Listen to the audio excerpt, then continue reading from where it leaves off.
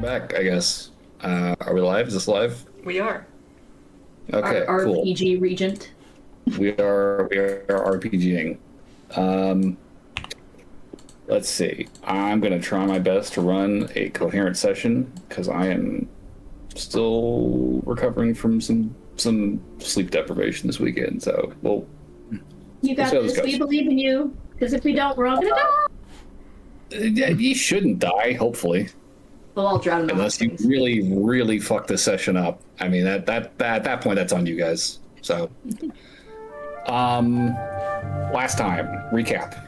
You all had reached the Crossing Springs roadhouses, a group of family-owned, privately owned hot spring facilities built on some natural springs a few miles to the west of Marble Butte. You guys checked in to the Fun Spring travertine house, spent some time exploring the very quiet, no fun allowed side of the springs. And after getting your fill of that, pivoted towards the no holds barred party side of the springs.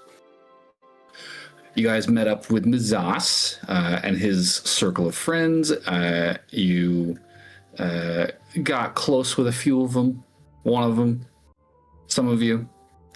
There was some revelations regarding a certain party member's do I call it a criminal history, or is it more just... It's only criminal if I'm caught. That's where my head was at. But yeah, it came out that Athos was, prior to his curse, and for a short time afterwards, a grave robber of sorts, plundering the graves and burial sites of wizards and other spellcasters looking for school supplies on account of magic's expensive, and Athos didn't want a job. That too. But this all came to light, which had cast a bit of a pallor over your hot spring night. But with this little secret out in the open, as well as an introduction made to your paramour, an undead-seeming woman named Kiko, the party wrapped up their spa day, and come morning, resolved to make their way towards Marble Butte. And after establishing some ground rules, as far as, no more grave robbing, please, Athos, it was agreed that Kiko would be allowed to join, and that you would be continuing on your way towards this contact of yours that you're seeking out in the Gondra Mountains, a wizard friend of Lynn's by the name of, I believe it was Thurnir? Just double checking that one. You're talking about his name? Yeah, what was that guy's name? Lythor. Holy cow, I was off. All right. You're good. We're off to a good start. Lythor, looking for Lythor in the Gondrums. On the way, though, stopping at Marble Butte. There was some talk about stopping at a library. There was some talk about re-upping supplies. as it stands, we are picking up. You guys are leaving the hot springs, setting out on the road towards Marble Butte. It's less than 12 miles away. You guys are going to be there within a day. It's not a hard walk. It is currently the 59th? 60th of the month. So we are looking at a new month in the next day here. Weather is clear, the wind is quiet. It is cold outside the vicinity of the hot spring, but you are hopefully all warmed up enough from your day at the spa. Are there any questions before we pick back up? None here. I would do one thing before we left. She would go. Alfie would go find. Who? Drin? Yeah, the guy that gave her the spiced pear liqueur. Oh, you want to find Drin? Okay. Mm-hmm. It'd be a very quick and easy interaction. She would just thank him for the alcohol and gift him a painting in return. Yeah, I think. Did he give you a cabin? I'm trying to remember. I want to say he did. I don't think he shared anything about where he was staying with us. No, I think she probably would have gone back to the hot springs and asked the hostess. I can't remember her name off the top of my head. Oh, it's you. Yeah. Yeah, I mean, front desk, she'd be there bright and early in the morning. Asking her about Drin, she would probably tell you, I can't really disclose where specific clients of mine may or may not be staying. That might be not great for my business. But if there's something you'd like me to tell him, should I see him again, I can certainly pass the message along. Okay, she'll just tell him to thank him for the alcohol and then give her a painting to give to him. Oh wow, thank you. Well, thank you on his behalf. This is very nice. Do you paint a lot? Yeah. Or I did before I started traveling, so. Well, if you're ever back in the area, I would not say no to one of these. I'd be more than happy to pay you for it. This is nice. Alfie would open up her little, her giant little scroll case and just be like, I have a lot on me, so. Do you want one? I mean, may I take? She's asking to take a look at this case of yours. Yeah, she'll hand it over. She will very, very carefully start kind of paging through these, and eventually, probably land on one of them.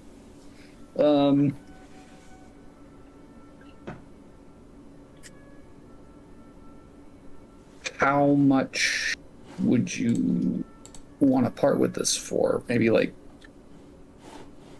Oh, you could just have it. I have so many. You should see my bedroom.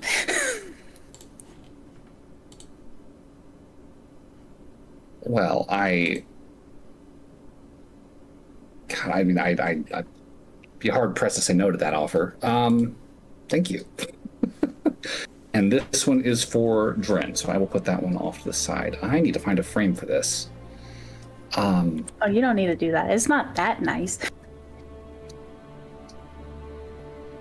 She just kind of looks at you like, honey, no, this is going on the wall.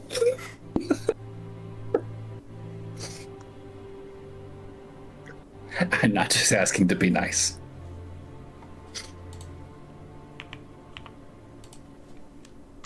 Okay. Well, we're leaving, so thank you for everything. Have a good day. Yeah, absolutely. I hope to see you again soon. Okay. Yeah, you can take your leave and rejoin the party. Begin on your way towards Marble Butte.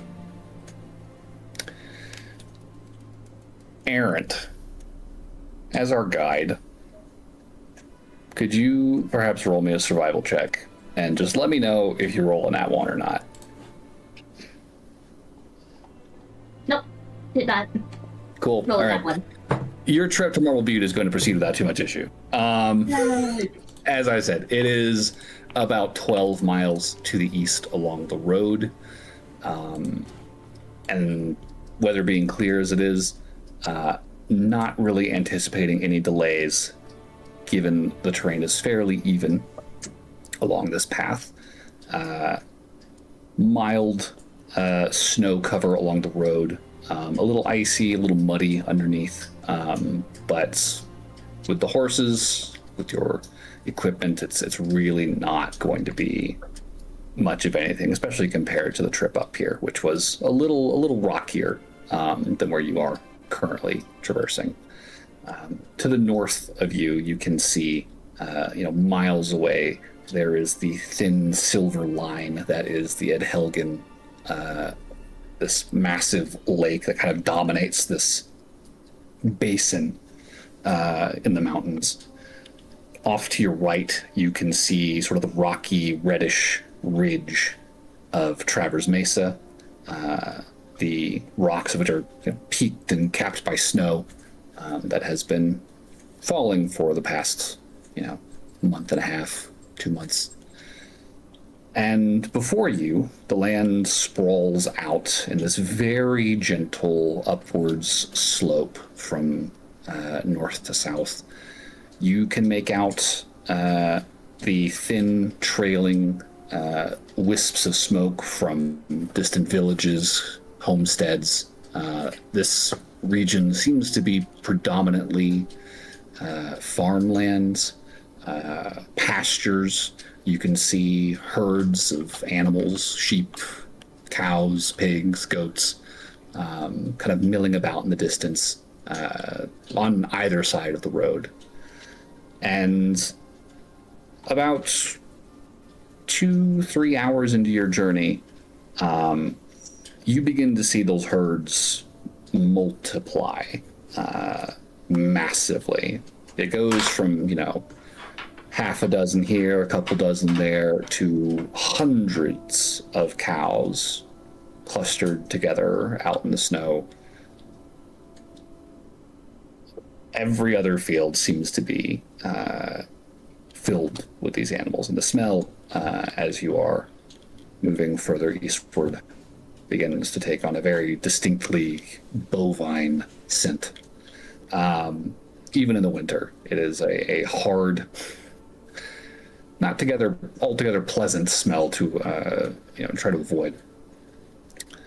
I would also say, as you are moving in this direction, you're beginning to see the sort of small rural housing begin to get a little more sophisticated. You're starting to see these sort of sprawling single-story villas surrounded by clusters of smaller homes. The sites of these large, wealthy ranches that seem to own these herds in this direction. And before long, up ahead of you, you see a clustered sprawl of these smokestacks rising up from a pretty sizable settlement that seems to be sitting at an intersection along the road some miles ahead. It is surrounded by these ranches, miles apart from one another, but all sort of orbiting this central settlement. And you're reasonably confident that what you are looking at now is the town of Marble Butte. And coming up to it, you're sort of cresting a very low hill. You're kind of looking down at it, where it's sort of sitting at this intersection of roads. It's a pretty big town. You're thinking back to Haydenvale, and Haydenvale definitely looks denser. But this might be slightly bigger. At least a few thousand people live here, not counting the surrounding ranches. and their residence. No walls to speak of, although you can see a handful of watchtowers kind of scattered around close to the edge of this town. There does seem to be a sort of checkpoint near the edge of the city. You can see what looks like a wooden archway that kind of spans the road. Clusters of wagons kind of pulled off to either side of it. Horses, people kind of milling about in that area. And I think of note, the sharp-eyed among you would be the first to see it, but as you drew closer, all of you would be able to notice. On your left, heading north on a road out of the city, about a mile or two from the edge of Marble Butte, you can see what looks like a fairly orderly grid of tents and lean-tos that have been set up in a field on sort of a flattened outcropping that's kind of overlooking the road as it continues northward. From the look of it, it's hard to say at this distance, but this does not appear to be a kin encampment. Based on the coloration, at the very least, you would expect to see white, and what you are fairly sure you're seeing at this distance are green tents.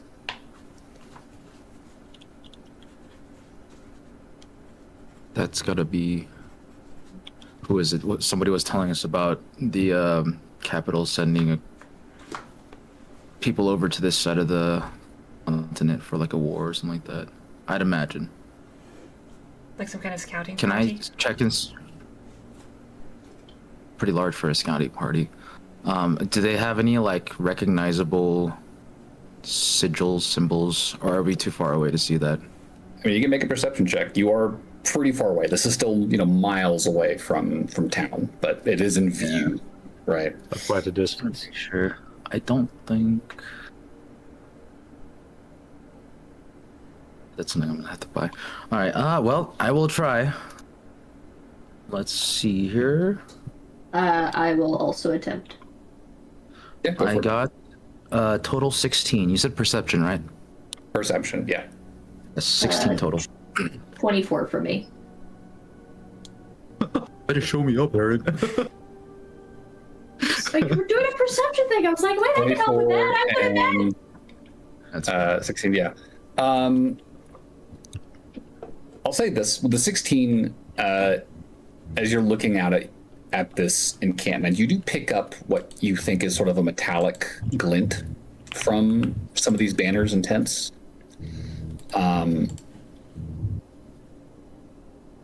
Hard to say under the kind of the harsh light of the winter sun, but it looks golden to you. Errant, squinting and looking out, it is extremely hard to make out. However, you think on one of the sort of the roofs of one of the larger tents, you can kind of make out what looks like some sort of four-legged animal image blazoned across the roof of that tent. And the more you look at it, and as you are sort of continuing to walk and the light is shifting, the glare from this sort of metallic sheen fades a bit, and you can make out what look like antlers. You can see what you are pretty sure is an emblem of a deer. What color of deer? Gold. I will relay this because history is not my forte. Does that sound familiar to me? Yeah. History check. Oh, can I? Much like cats, history is one of Aaron's biggest weaknesses. Oh, yeah, it's not bad. Decidedly All right, let's low try. for me. I'm not the 15. worst. Very low for I put nat 1. I don't remember anything. I don't see anything. I don't know anything. Yeah, Reese, you're kicking yourself when Sybil recalls, that's probably the emblem of the Nostirith. the armed forces of Ennegard. Your guess was right on the money. Yep. I was gonna say Reese would. You know, I was Maybe thinking Reese it, would- but I second guessed myself, and I It wasn't was sure. him, I knew it. Yeah. Yeah, they're so far east though. What the heck? The capital's like the other side of the continent.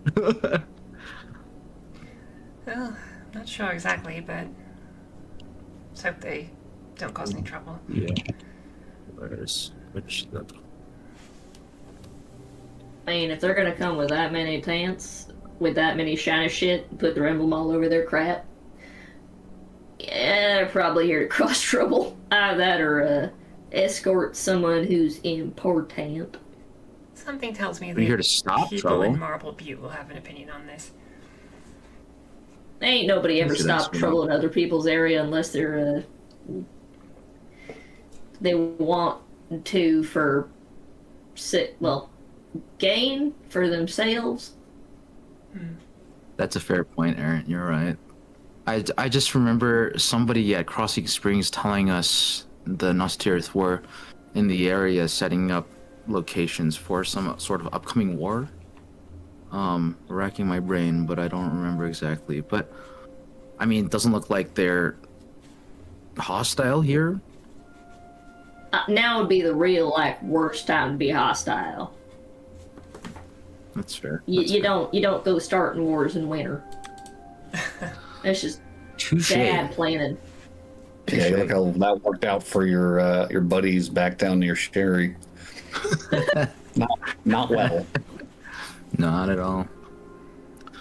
All right, well, Like it's are we one going? thing if it's like a small group like us, because we could eat off the land with no problems. But with a group that size, they try eating off the land. There ain't gonna be nothing living within several miles, and then they'll eventually starve themselves out.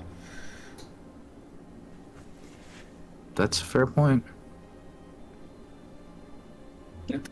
And for what it's worth, it is not an enormous encampment. Like, we're not talking thousands. This I is mean, even if you go to hundreds, that's still a problem.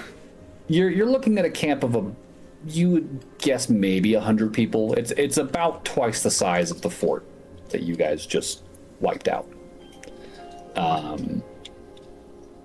But no walls to speak of, no palisade. They're just sort of set up on a camp on this sort of rocky outcropping overlooking the road.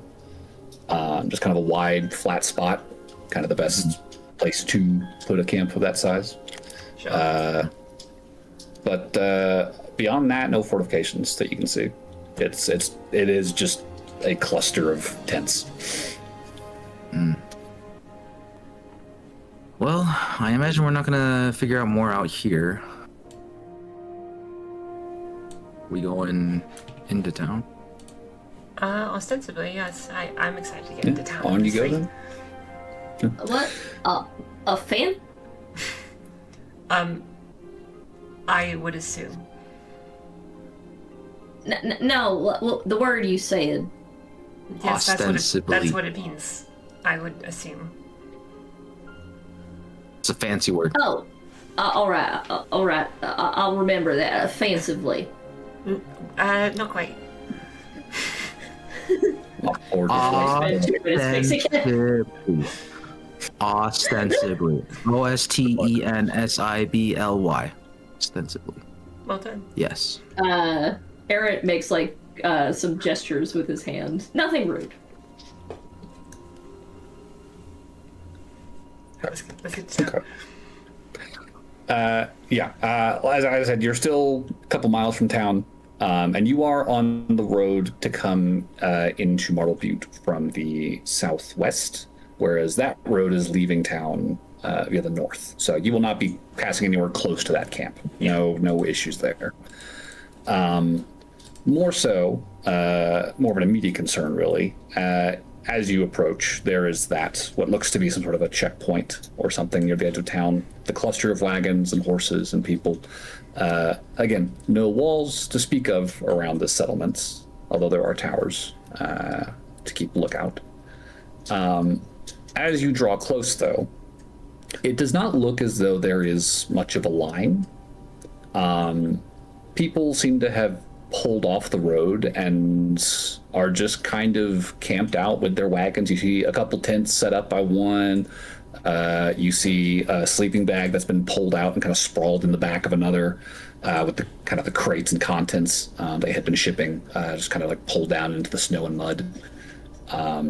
The people that you walk by as you are approaching the gate are kind of giving you a little wave. You know, they seem pretty friendly, not terribly perturbed by travelers. And as you get close to the archway, which you can see, again, spans the road, burned into the sign overhead, there is a very large, kind of rough, scrawled legend that reads, "Welcome to beautiful Marble Butte," and a very, very rough etching of a cow, with like a little smiley face under the snout. Not the best work you've ever seen, and kind of surprising given the size of this place, but you know, it's got to mean something to somebody. It's got character. I like it. It's charming. It's charming. The guards are sort of not even standing, leaning against the sides of the sign. Couple of dudes with rifles in their hands, heavy coats and wide-brimmed hats. A couple other fellas standing with their guns in the crook of their arms, warming their hands by a fire off to the side. And as you approach, one of them just kind of spits whatever he was chewing into the snow and meanders over, hands in his belt. Howdy, folks. Welcome to Marble Butte. Can I ask what brings you to our fine town? Hi. We're just stopping by. We wanted to look at the library and on our way to Asphodel. Library?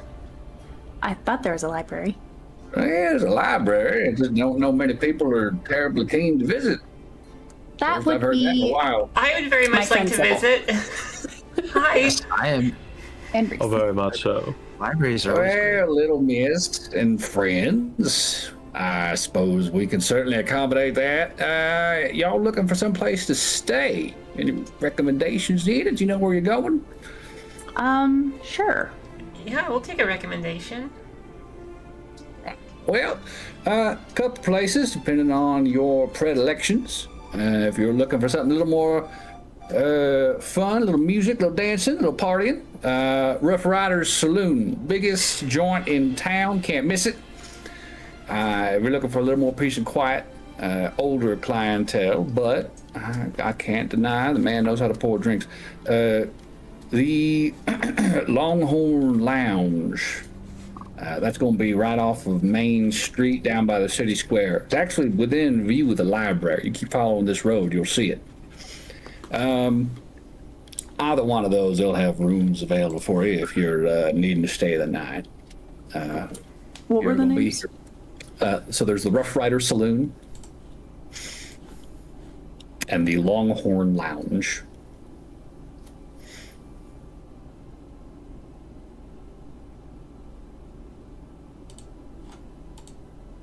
Is there any other fun things to do here besides a library? What could be more fun than We got that? cows. You like cows? Cows are fine. They're fun. Yeah, they're good. Yeah, good answer, man. Yeah, well, no, we got plenty of cows. You want to head down to the stockyard? You can see if anybody's looking to sell. I mean, you might take home a pretty new calf if you're so inclined. You Oh. folks look like you know your way around the farm. Couple of you at least. Thank you. No calves today. Fair enough, fair enough. They are cute, though. I mean, if you're looking for something to do, yeah, you could do worse. I tell you what. Does the cow on the sign, is that like the town mascot? Does it have a name? Yeah, that's Mooey. That's adorable. Mooey. I love Did it. Yeah, Mooey.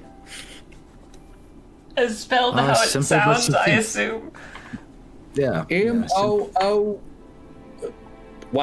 Oh, good.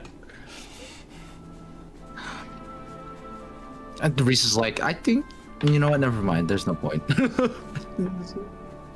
Sure, I guess. I've actually got a question for you, Mr. Guard. What's with the Clem? Nice to meet you, Clem. I'm Reese. What's with that whole encampment over there? There's a pretty big group of tents and stuff. Oh yeah, no, that's just the army. His tone definitely takes on a slightly more serious sound to it.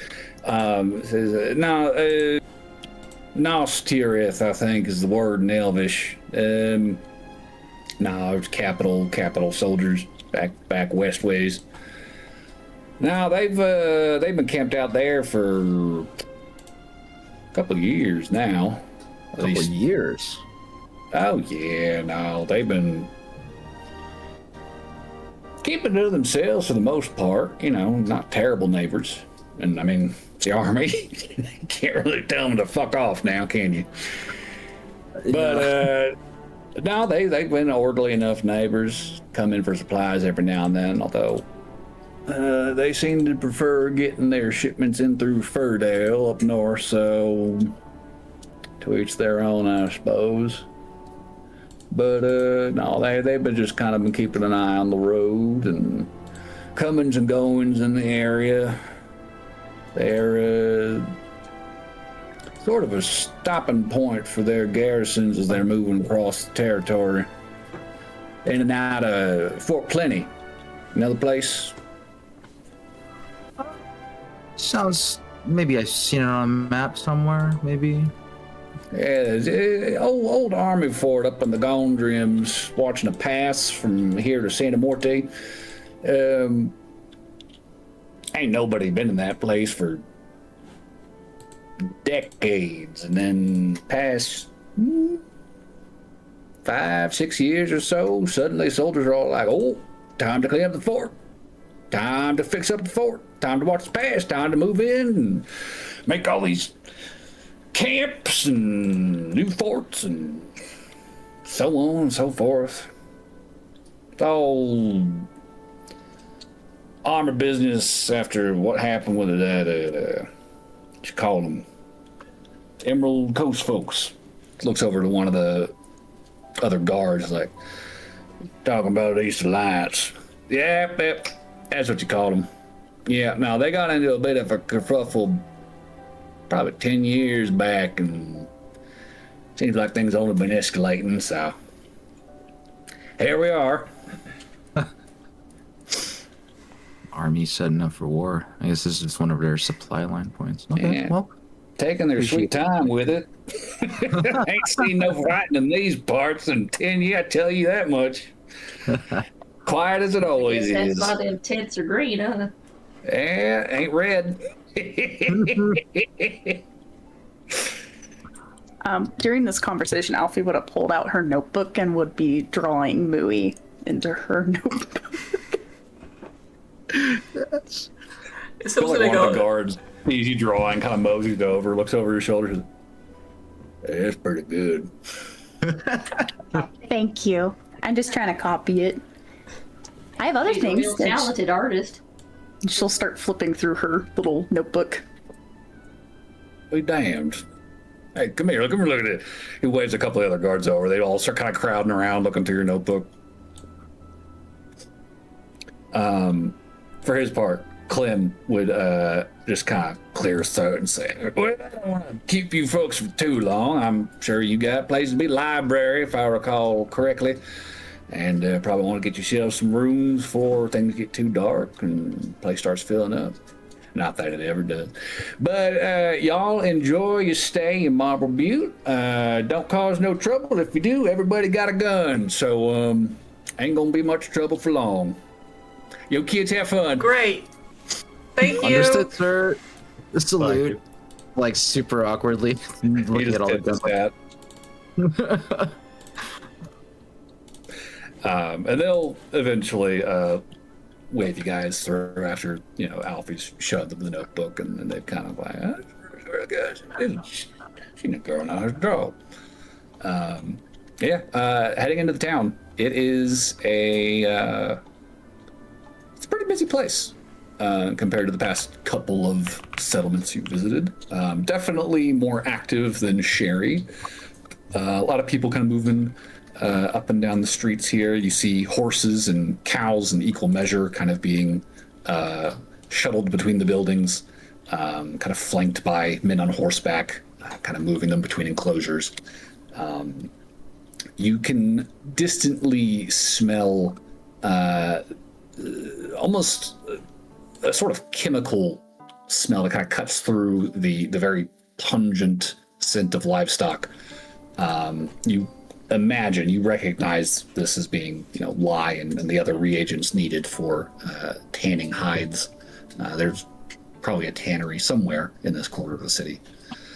And as you are making your way through Marble Butte, it's a happening place. It is a little dirty, a little muddy, with all of this movement. A lot of the snow has been melted, and the streets are just a muddy mess of divots and potholes. Thankfully, there are these sort of wooden walkways that kind of run in front of most of the buildings that you're able to kind of shift over to kind of stay out at the main avenues. And for the most part, folks seem to be pretty friendly, pretty welcoming. Couple of stink eyes from some of the older folks who catch sight of your party, but they don't really make much more of a move than that as they see some strangers walking in. And they definitely seem to be more the exception than the rule. What's the expression? Why are they giving us stink eye? I'm just outside. Just a couple of new faces walking through town. They just kind of catch sight of you and just kind of watch as you walk. One of them's like squinting out of one eye, face all wrinkled up under his mustache. Alfie will wave very excitedly at them. Hi. He just kind of bristles his mustache and kind of switches his little cigarette from one side of his mouth to the other. Goes back to his hushed conversation with his buddy. Sybil's gonna step up to Alfie real quick. Alfie, do you think they have like Mooey merch that we could get? I don't know. We could always go try We've to find gotta some. take a look for some. I could always draw you, Mooey. Well, I appreciate that, It's a but I little want to memento. support the real Mooey, you know? I just put your counterfeit Mooey. The original You gotta artist. get licensed original merch. I don't even know if licenses are a thing right now. But of course, first the library. I mean, as you guys are having this conversation, Alfie, you would hear a voice in your ear, although there is no one standing there. It would say, I would advise that you keep your hood up around any soldiers that you meet. You're being looked for.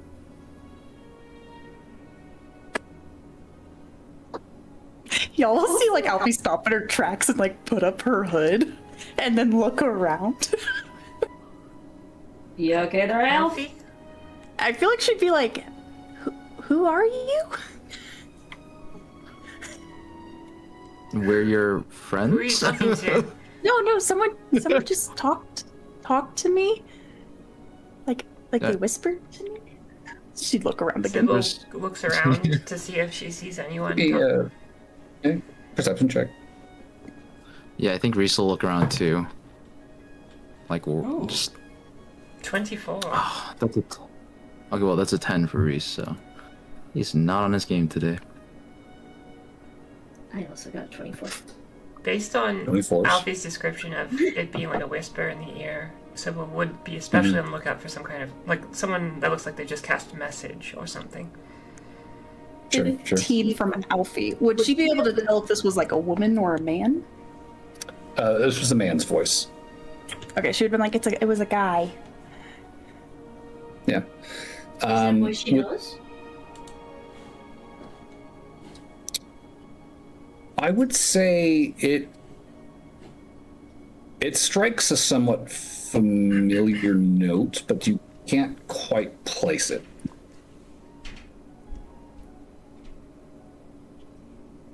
It feels familiar.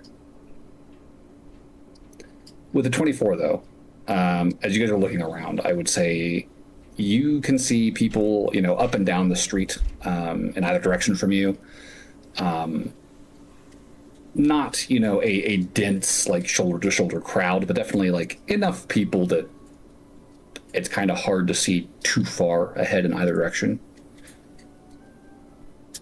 But as you're turning your head, very quickly scanning, you are not seeing anyone who's really jumping out at you as having just cast a spell, say.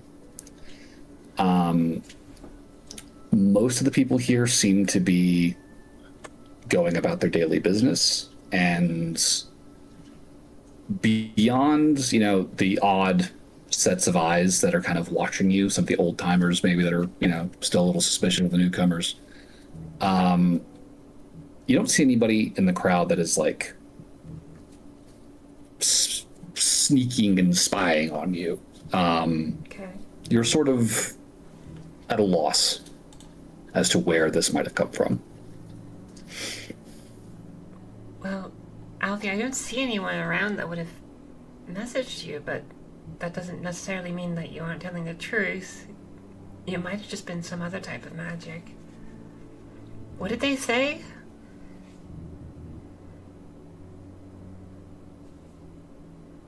They said they were looking for someone with pink hair, right?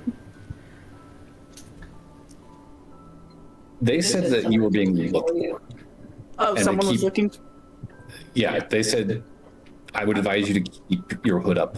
If you cross paths with any soldiers, you're being looked for. Okay, should be like, they said soldiers are looking for me, apparently? Soldiers. Why you?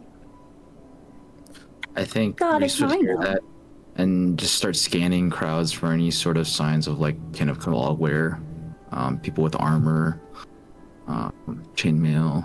Just keeping an eye out. Yeah, I would say with that 15, you're not really seeing anybody who jumps out at you as Nostrith or kin in the crowd.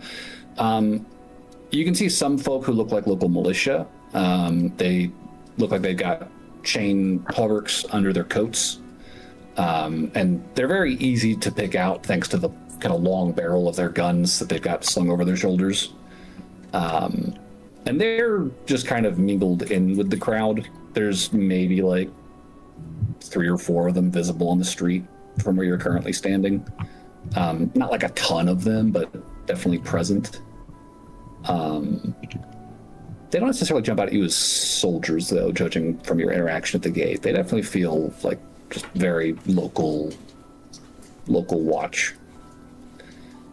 As you guys are sort of on alert, all of a sudden, Alpha, you would hear the voice in your ear again. I apologize for startling you. We could speak more at length in private if you'd like. Sure. How do you know me?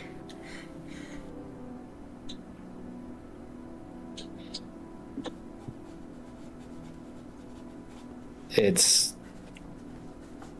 complicated. Is there somewhere that we can meet? Sure. They said something that the Longhorn Lounge is pretty quiet. I'll find you there. Wait, when?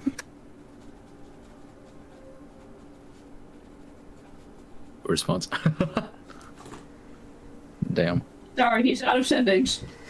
The person wants to talk at the Longhorn Inn. They Longhorn, identify the lounge. themselves? No, but that's why you'll come with me, right? Of course. I mean, All right. It is the lodge. it's the one right next to the library too, right? So I mean, kind Perfect. of nice to go there. Yeah.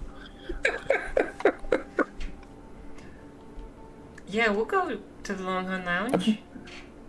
We've been walking most of the day anyway. Might as well get off our feet for a minute. Plus, we can get rooms there, because then they'll be quiet. And then if we want to go out later, maybe, and now I'm not so sure, we can always go to the Rough Riders. Yeah. Yeah, I mean, I bet there's probably some places around town to enjoy the night, but I have a question. Wait. Please continue. Okay. We'll go to the Longhorn Lounge. All right. You continue along Main Street and eventually come out to what's very much looks to be sort of city square.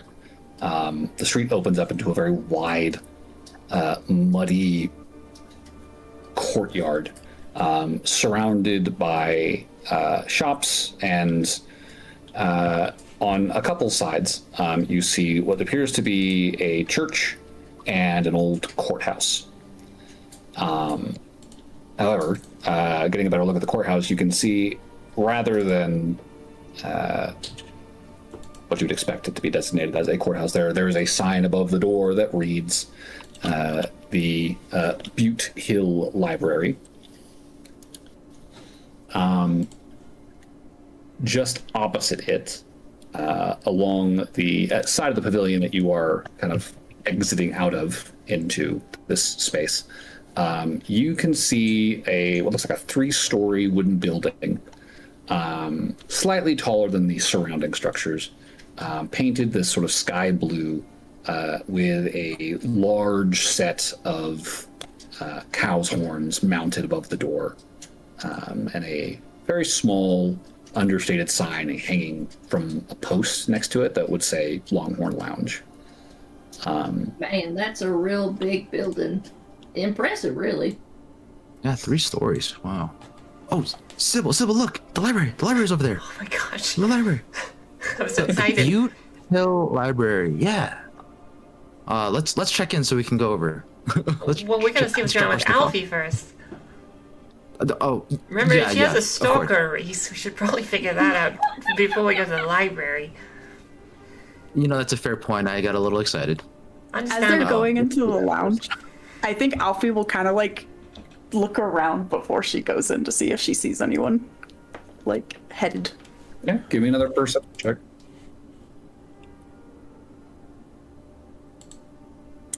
Nat 20.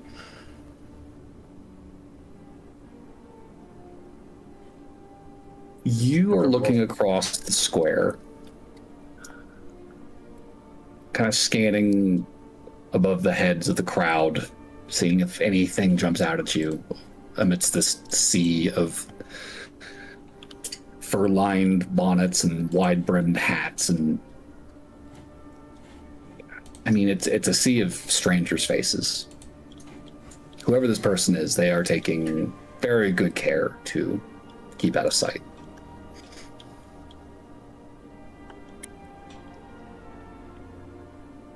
That means they're fucking invisible. Or they just have a really good stealth score. Or maybe they're not a Or both. person right now. Ooh. Well, let's get inside and get sat down. Yeah, let's check in. Let's find Alfie Stalker You and go are to the library. way too eager to get to that library. I haven't had a chance to sit down and just read for a hot minute. Anxious. Sorry. Well, it makes a minute hot. That was a question. Reese just kind of gets like a faraway look on his face, like thinking like, huh. Where does that expression? As you can contemplate this, you guys push your way through the swinging doors of the lounge and find yourselves standing in a dimly lit, smoky, quiet tavern space. There's a handful of folks seated at various tables and booths along one side of the room. There's a lengthy bar that runs along the opposite side, and a staircase at the far back end that you see leads up to a second story. And from here, you can make out what looks to be tables further up as well. There is very little sound in here, even as you kind of step through the doors. Like the hustle and bustle of the pavilion outside drops away, and the most that you can really make out is very hushed conversation from a couple corners, the occasional scraping of boots and chairs against wooden floors, shuffle of cards, a couple grunts and from sped pots, and the sort of shuffle and clinking of glasses at the bar, where you can see an older, broad-shouldered, balding, orcish gentleman. Kind of salt and pepper hair kind of rings the bottom half of his head. Real gruff, wiry beard on his chin. Very prominent tusks reaching up across his cheeks. He is standing behind the bar in what looks like a somewhat too tight sweater that he has somehow managed to pull over his head and down across his very, very massive body. Very, very carefully and slowly polishing a glass with a cloth. While a couple of the locals are just kind of seated in the bar in front of him, talking quietly amongst themselves. As you all step in, multiple heads turn in your direction just to take a look, and just as quickly turn back to their own business. Does not seem like anybody here gives two shits about anybody else outside of the bartender, who looks over to you all and without a word just kind of nods. Hello. Could we get some rooms? How many? I think Errant wants one alone. Me and Sybil will share. Athos and Kiku definitely need to be alone. And then Appreciated. Reese and Aldrich could share a room. So 4? Sure. One moment. 2, 3, 4. He will set the glass down and head over towards one end of the bar, kind of the far end, and you'll see him open up a pair of cabinets and start rummaging around. You hear keys clinking around as he pulls them off their pegs.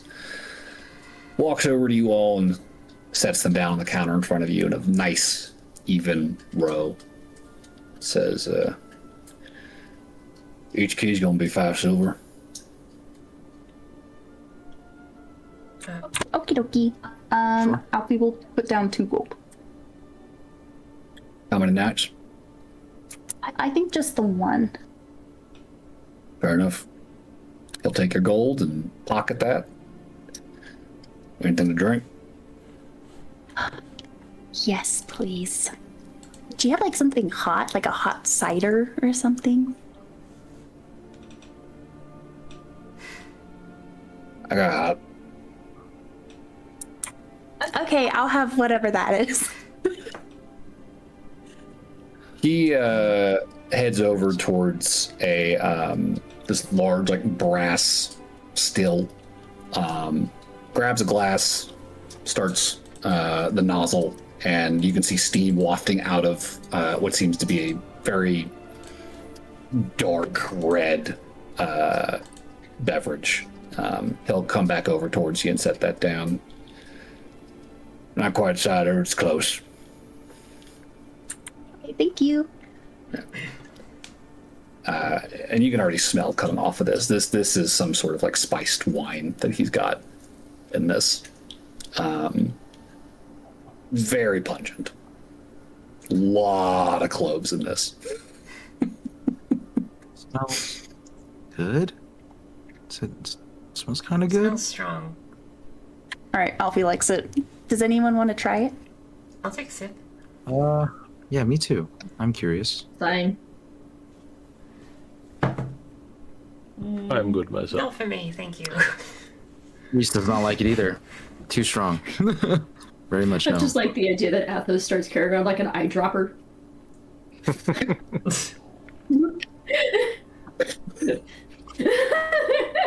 Did your, this person, Alfie, give any kind of specification of how or when? Nope. Okay. They're very unhelpful in that manner. Maybe we sit down and we wait, then. I'm gonna go put my stuff down in the room. I'm also gonna put my stuff in the rooms first. And maybe should I sit by myself and you guys sit like close by? I would really rather not have you just sitting by yourself. Also, I mean, if he was messaging you and he saw you, he knows we're all together, so. Yeah, so I don't think it would change much if we left you alone or not. I think if anything, we should probably try and find a space that's private just to us. It sounds like the person wanted to be as little people as possible. I don't know.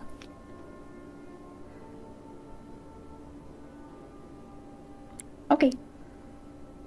Well, guess heading up to the rooms. Okay. Drop my stuff off. The rooms are on the 3rd floor. They are pretty narrow, kind of cramped, and very sparsely furnished. It's really just the beds and some footlockers at the foot of them to hold your things.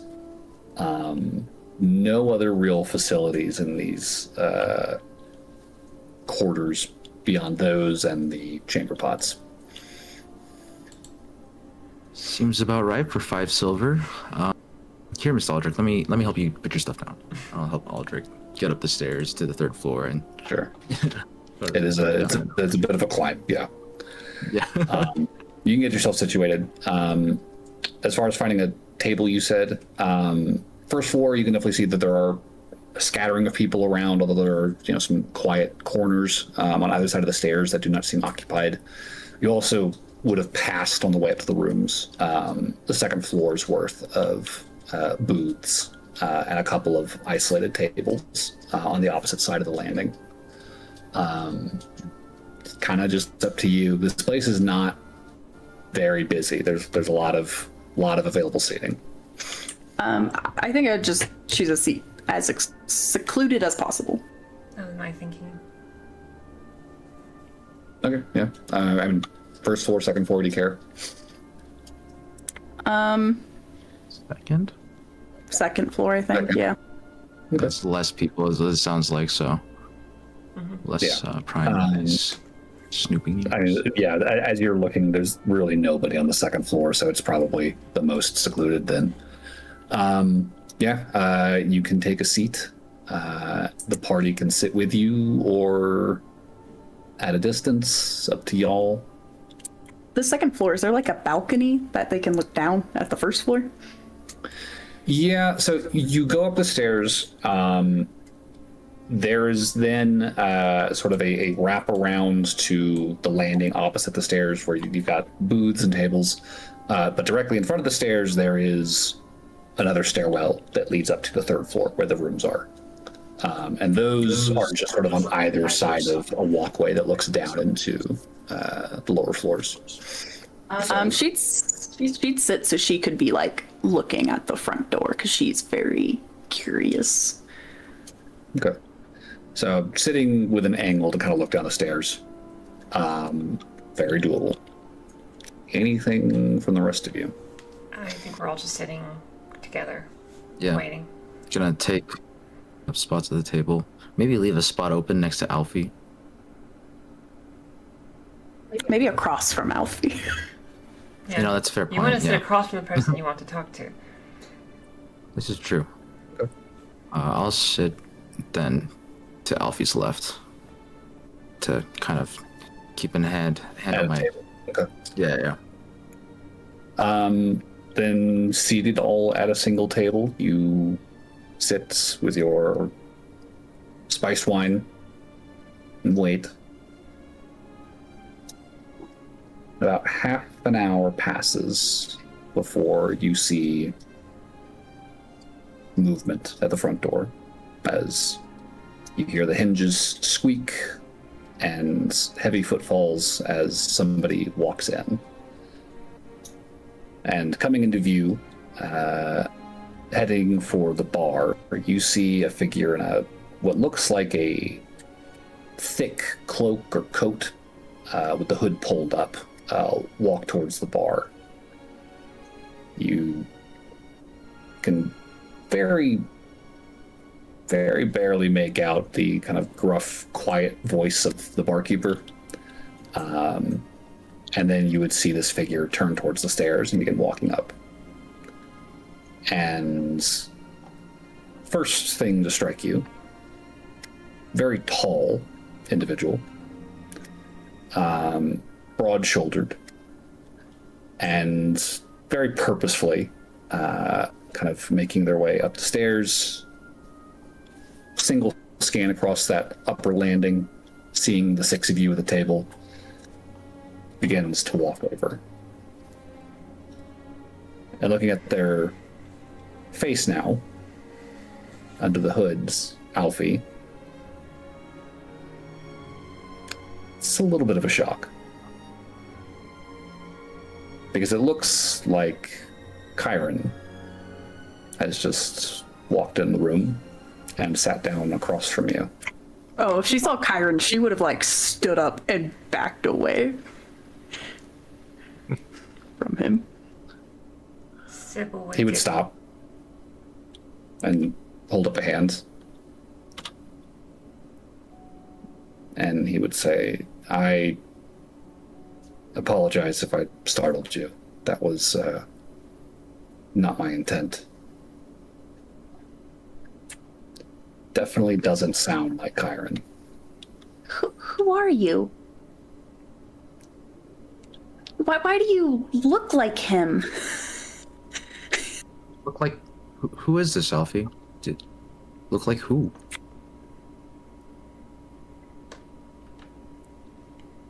Right.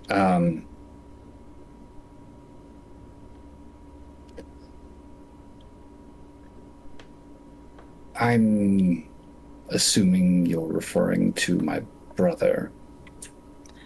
You're Chiron's brother? Chiron had a brother? God. Chiron? Oh, what? Yeah, he has a brother. Alfie looks really nervous. I'll say that. Wait, I think Reese is doing mental math here. Is that? He's delighted. Oh, oh, that's scary. I think Reese is. He raises both hands, very like just open palms facing outward, and says, I understand that there's some bad blood between the two of you, and I apologize for that, but this, I don't think, can afford to wait, if you'll forgive me. Can we sit down? Aaron will move so that Aaron sticks to the empty chair. If Alfie wants to sit where Aaron was sitting. It's okay. Alfie will very slowly sit back down. But she looks incredibly uncomfortable. She probably won't really look him in the eye, honestly. I feel like the rest of you will probably note that and see that he does not directly address Alfie from that point on. He kind of directs his gaze to the rest of the party solely in turn. He would say, again, apologies for startling you. I thought it best to get the most pertinent warning out first, but my name is Endymion. I am the brother, of Chiron, your friend's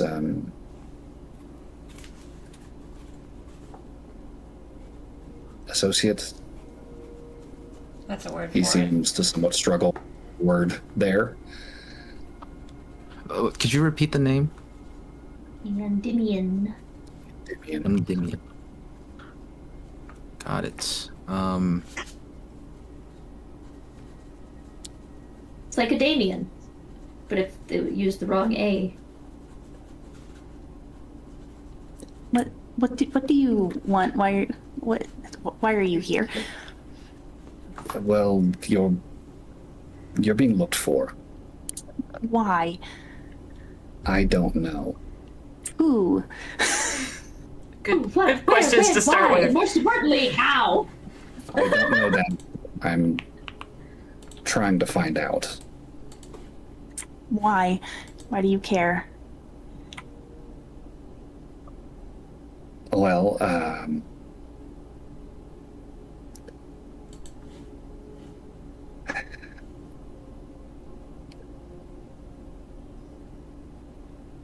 he definitely seems on edge, given how direct and clearly upset Alfie is being with the questioning. He steadies himself after a moment and says, someone is attempting to, at the minimum, find some leverage over my brother. And we don't know who yet, and we don't know why. But we know documents have been missing, and we have caught a spy at Malatambo's already. And from what we've gathered, you are a person of interest for this faction. I don't know who they are, as I said, but I do know that they are moving about your plane. And again, he stops himself, kind of looks at the party. I assume that they are aware of the situation. As aware as she's let us know, I have to ask though, does this have something to do with any gestures to Alfie after making the neck gesture? He kind of furrows his brow and then looks back to Alfie, and you'll see his eyes kind of fall on the necklace. And he just kind of slowly nods. I'm guessing that's why they ain't found her yet. Or at least part of the reason. May I? May I cast a spell? Everybody else cool with it? I'm fine with it. What are you going Reese to is cast? gonna look to Alfie. I would like to inspect the necklace. Go for it. He is going to reach a hand across the table and just very lightly place a finger on the necklace. With his other hand, he will perform a couple of gestures. You'll hear him mutter an incantation under his breath. And then he half smirks, half scoffs, as under his breath he just kind of says, "Oh, you idiot." What does it mean?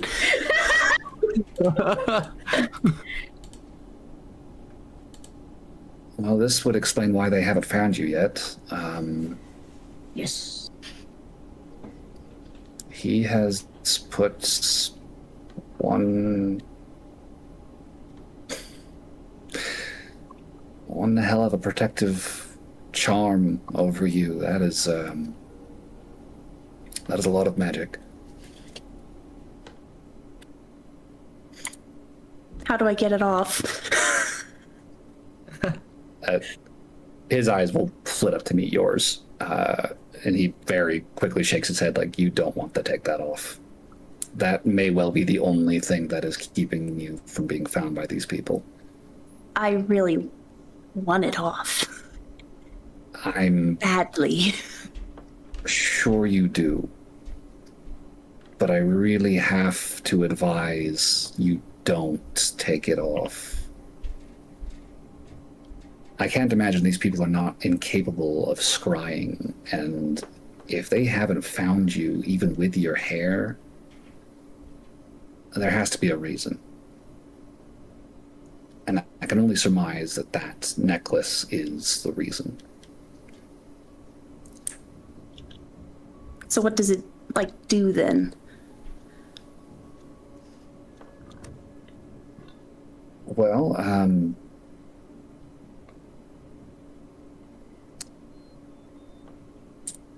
And yeah, your brother's an idiot. He's a fucking idiot. Yeah, if it wasn't clear, Mr. Endymion, we're not exactly on good terms with Chiron right now. I figured.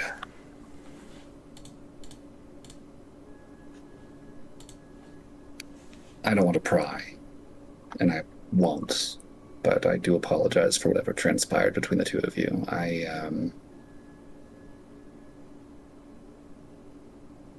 I suspect that he did something very stupid. Something that'll change why he's acting the way he's been acting.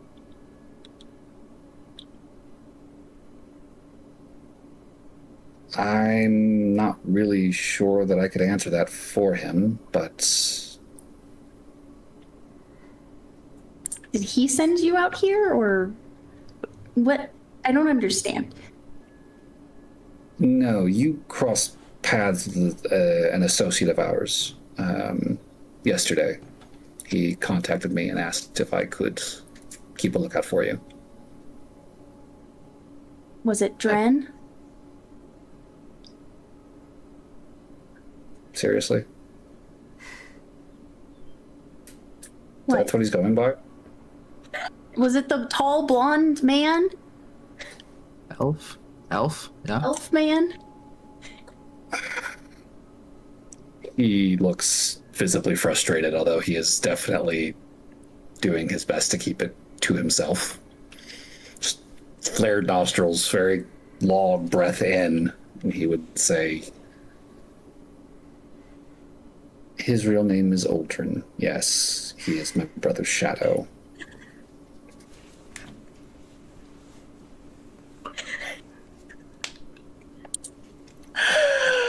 I'm so I'm trying not to excited. laugh. I missed Aldrin! We missed Aldrin! Johnny, He wasn't He was right there! Johnny played Aldrin for a bit last campaign. Oh, I'm pissed! Yeah, I was like, oh, yeah, I think this is probably our effort. Yep. That's great. Okay, so Mr. Endymion, was it? Yes. Mr. Endymion. So let me get this straight. In the realm, in the Feywild, there is some sort of, I don't know if it's a power struggle really, but some sort of grand scheme machination going on, and some group is essentially trying to kidnap Alfie to use her as leverage against you guys. Is essentially like this. Is that kind of what's going on right now? That is our working theory right now, yes. We know that they are looking for a woman with pink hair, an elvish woman. We know that they have pink hair, that they have somehow procured. And I feel like Alfie's like, They went to my house?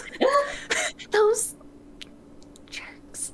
I think at the mention of like them having Alfie's hair, Reese is immediately thinking, Alfie did give her hair to someone. I don't think she did she? Wasn't No, she didn't. that pink hair that was from the Sybil The gave her hag. hair. That was Sybil's. no, Oh, Alfie. Sybil gave her hair. Yeah, no. Yeah. Pre-camp, I think Alfie would be like, If they have my hair, it's because I chopped it all off before I left. That's why it's so short now. It was at my dad's house. Big oaf. You Like, really should have burned that. I don't know, sorry, you're not him? She wasn't exactly in the mindset to be taking precautionary measures against royal feuds. And I don't understand why they even care about me. Chiron doesn't even care about me. So, like, this is stupid. Yeah, admittedly, This doesn't make any sense at all in any logical way. Like, Chiron would have had to have... It actually kind of does in a fucked up capacity. And you're welcome to correct me if I'm wrong, Endymion, but if he found out that there was some sort of power struggle and that Alfie was somehow his weakness, he might have started acting cold and asshole-ish towards Alfie to make other people think he didn't care about her none. But it didn't work, so now they're trying to find her. That's a kid convenient excuse. It is a sort of terrible plan my brother would come up with in a moment of panic. Look, I genuinely, I don't know what went on between you two. I can't comment on it. I don't have much of the story beyond what I've gotten from Uldren and what little I've gleaned from him. What I know... Oh, would you like to know what your brother did? I'll tell you. We had sex, he told me he loved me, and then he laughed in my fucking face, treated me like a whore, and threw money at me. So, sorry if I don't believe that he cares about me. Or that people would even think that.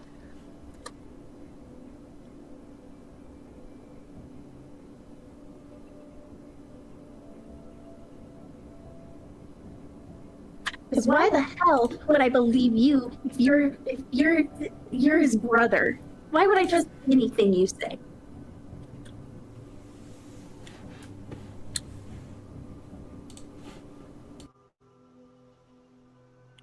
Look, I'm here because Uldren asked me to be here. If you want to ignore everything that I have to say, then that is your prerogative.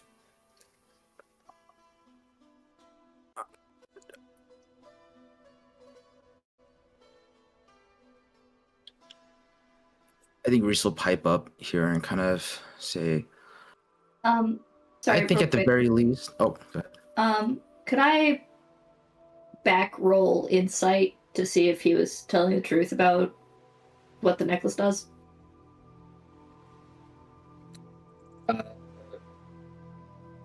Yeah. Go ahead and give me insight. 23. 23. Endymion definitely comes across as a very... He comes across as wanting to remain composed, although he has definitely kind of broken that composure a couple times over the course of this conversation. But despite that, you don't necessarily get the sense that he is trying to be deceitful.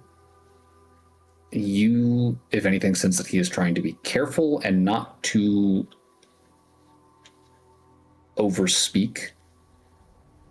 He does not strike you as someone who wants to say more than he really knows, and he does not sound like he is very keen on conjecture.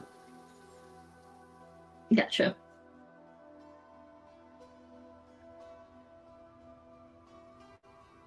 Alright, go ahead, Reese. Sorry. I think Reese will kind of turn to Alfie and say, at the very least, this is good to know that you're being sought after. I think Reese will turn to Endymion and start questioning him about any sort of knowledge that he might have of Alfie's pursuers, you know, who they are, what they look like, anything that might help. Help the party. I don't know who these people are, what exactly they're trying to accomplish. What we do know at this point, they are moving about on your side of the veil, dressed as soldiers, elvish soldiers. I don't know if they actually are, if they are Fae in disguise. I don't know if they're aligned directly with your reigning lords, or if it is simply a matter of convenience to move about in places where they won't be questioned. But to the best of my knowledge, that is their current operating procedure when it comes to trying to find Alfie.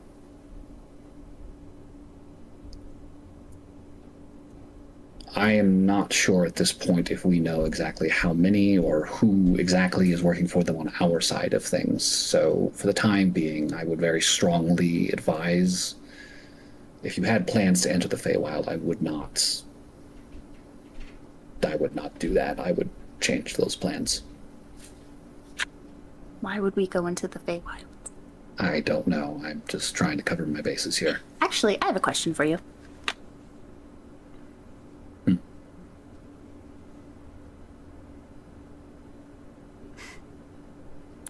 Do you know who Yava Madre is? The Keeper of Keys? He definitely furrows his brow at that name, and I think he would ask, how do you know that name? Don't ask me. I asked you a question, sir. So... Just surprised, forgive me. I wouldn't expect my brother to know that name, so... She is the patron of a crossroads, I guess you could call it, between the plains. It's centered in a valley on this side of the Vale called the Dead Mar, if I recall correctly. So she's not in the Feywilds? She's certainly not Fey. But she is...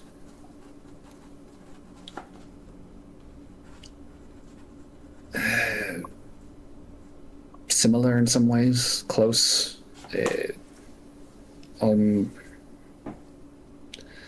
I've had some dealings with her myself, and I can vouch for her. She is trustworthy. Fearsome, but she is trustworthy. She will keep to her word. Okay, so she won't, like... Do you have business with her? Maybe.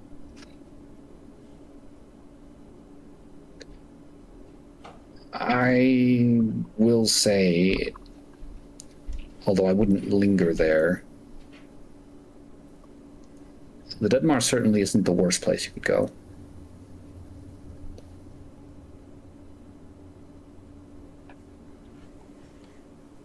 There's a thinning of the veil there. Multiple veils. Multiple planes converge in that place. And that means it is readily adjacent to the Feywild, but also other sides of this world. Mirror planes, psychic planes, the realm of shadow. They're all sort of knotted there, and it's a place where travelers between those planes can meet on neutral ground. She holds primacy there, and very few are willing to risk challenging her in her domain.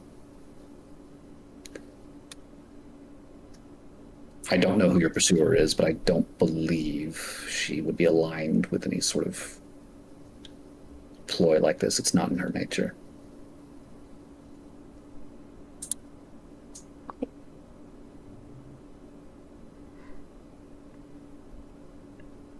And Dimian,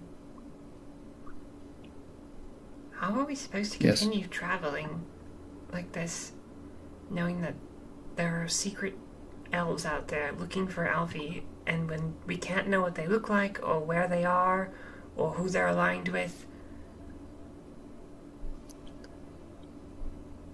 Well, that necklace is going to do you a lot of favors, I think. But the hair is something of a problem. You could You could dye it, I guess.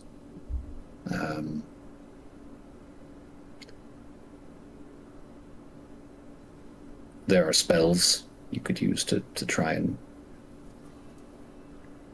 cover it if you're If looking to maybe use some magic or something. if these people do catch Alfie, what happens?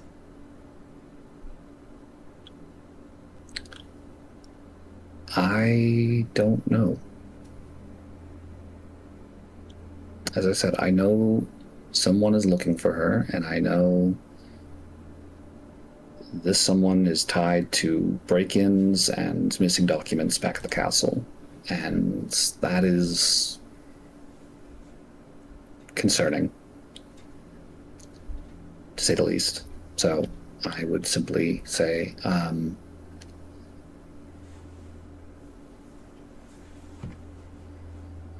keep clear, I think, of soldiers, for starters.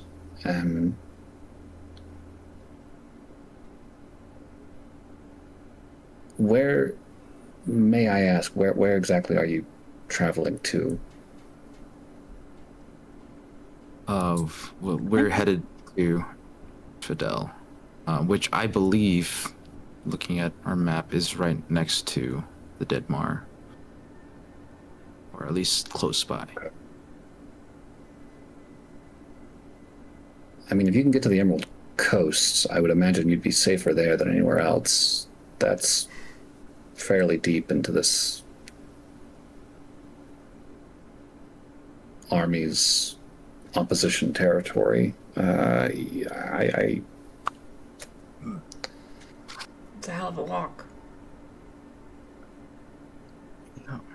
It seems like it's warming up. I think Riesel asked Endymion a question. Mr. Endymion, perchance the group of soldiers outside of town on the North Road, would this be the group, or at least part of the group that we should be avoiding? In Nos Tirith, as it will? They are moving disguised as soldiers of that military, yes. Okay. Part of the reason I was in the area was to look in on that encampment myself.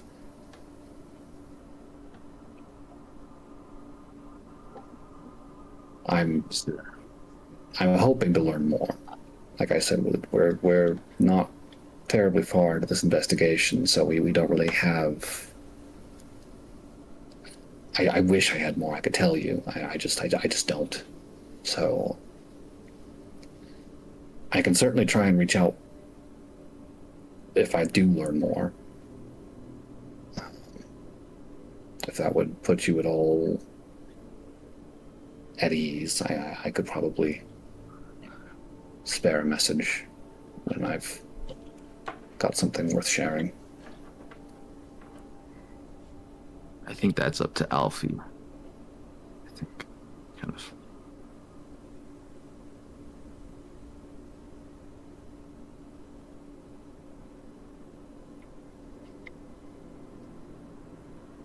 I guess. I mean, you do make a cute blonde. I think she would just level a gaze at Aaron. Withering stare. Yeah, just withering. As withering as it can be from Alfie. On a practical You level, didn't like it when I was brunette? Oh, sorry. That was he would have said brunette. I got mixed up. Okay, gotcha. on a practical level, information is valuable here. Anything you can share is probably worth us knowing.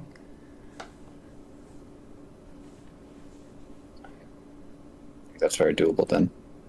If that's not disagreeable, I will reach out when I hear more, learn more. You won't tell Kyron that you saw me, right? Would you prefer that I didn't? Yes, very much so.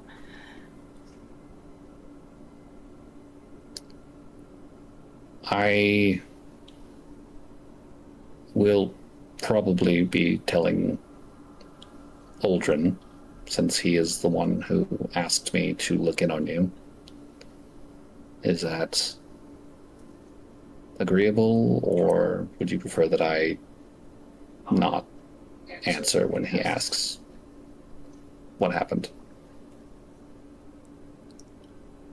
Aldrin was the only person Kyra never really talked to me about, so I can't say that makes me feel very comfortable. For what it's worth, they've never gotten along very well.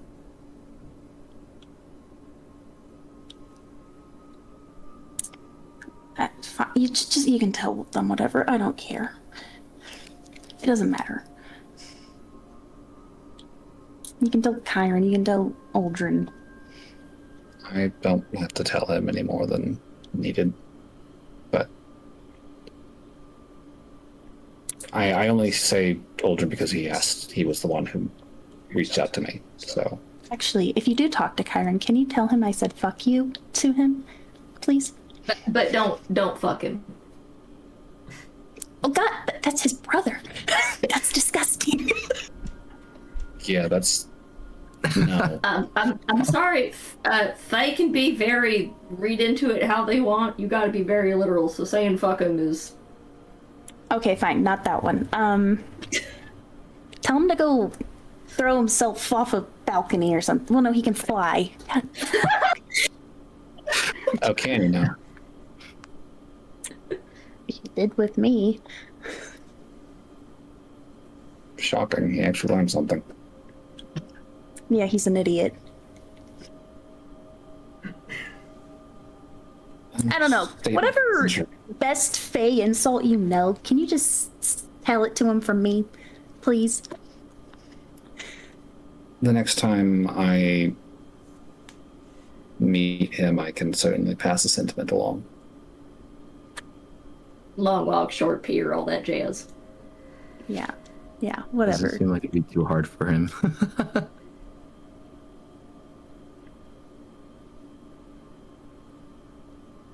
Well, I won't take up any more of your time, and I do have, as I said, business to attend to here, so if...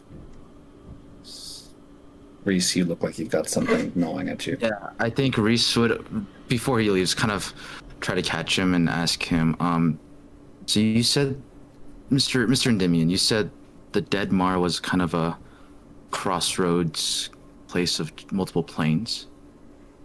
Like, you think most travelers would go through that area? Interplanar travelers on this plane.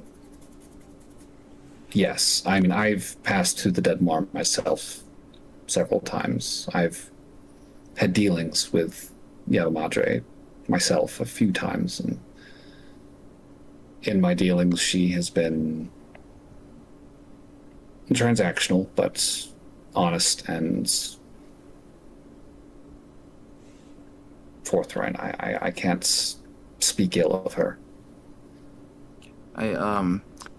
You wouldn't have happened to gone anytime recently, have you? Maybe, and if you have you perchance met a fairly old elven woman? Perchance? Just putting questioning. Curious. Met some, certainly. Are you asking for someone specific or just in general? No, yeah, I'm asking about somebody specific. I was just trying to be as non-detailed as possible. But I'm looking for well, I guess I'm just more curious if you've met my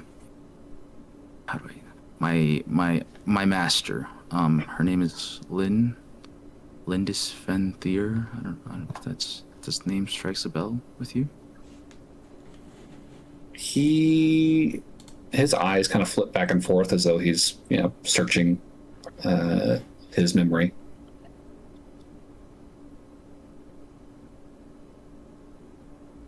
I've never met the woman, but I've heard her name mentioned. Yes. The keeper, I think, has had dealings with her in the past. She seemed to think well of her. Okay, well, that's nice to know. Well, all right. Thank you.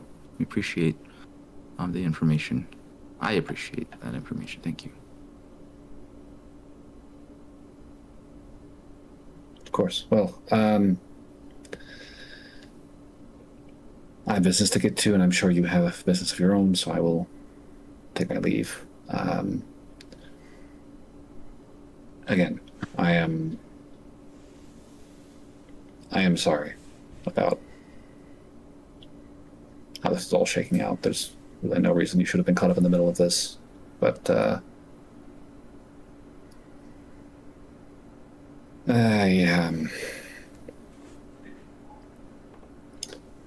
forethought was never Chiron's strong suit. I am sorry for that. I would very strongly advise getting out of the area if you're able to. It would definitely be safer, but I won't pretend to tell you what to do. It's your prerogative at the end of the day, so. If I hear anything, I'll let you know. Mr. Endymion, before you go, could I talk to you one-on-one for just a moment?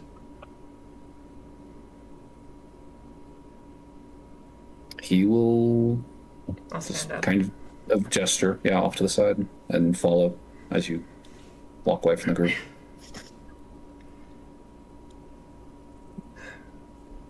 I don't want to speak for anyone, and I think this is far above my station to make any commentary on. But if you truly believe that my friend Aaron's hunch about Chiron's intentions has any chance of being true, that he just made a very dumb decision in the moment, and that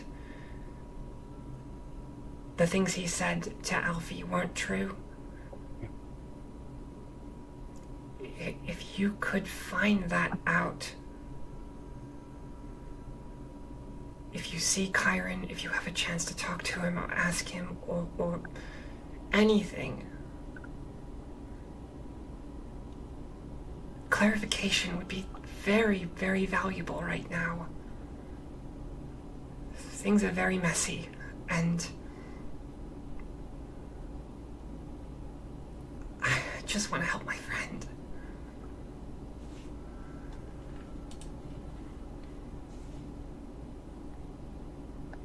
You would see, again, the cracks in that composure as he kind of starts to fumble a little bit, kind of furtive glances between you and Alfie and the floor.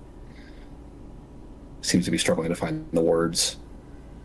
For he says, I can't promise that I'll be seeing Chiron again anytime soon. It's not often that I make my way back to the castle, but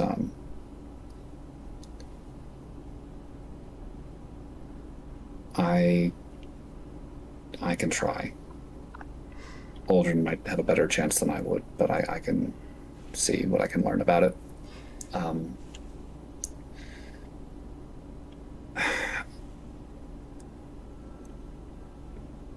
I feel I would be remiss if I didn't warn against trying to mend this bridge.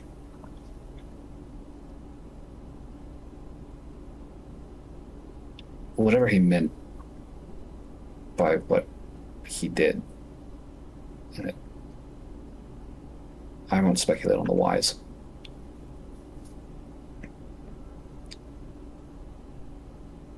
Chiron has, in all the time I've known him, never been careful or considerate. If he genuinely cared about your friend, he would have taken greater steps to prepare himself for the mantle that he's inherited from father, and he never did. He spent his time fucking off until the last minute, and he is now woefully underprepared for this challenge. and whatever else might follow it. I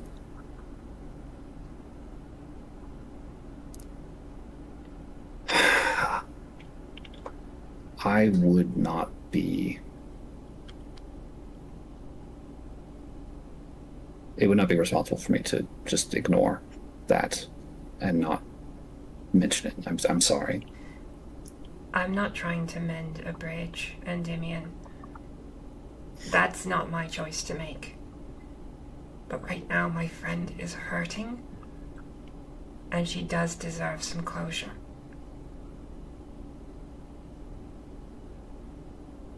You would nod, say, I will see what I can find out.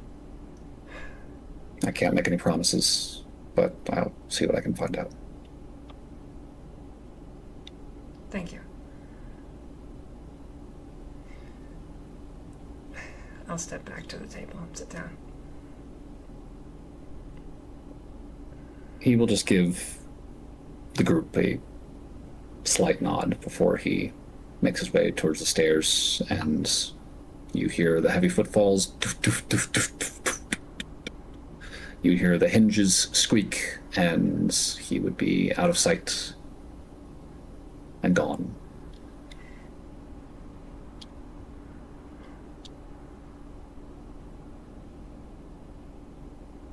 Sybil puts a hand on Alfie's back and just kind of rubs.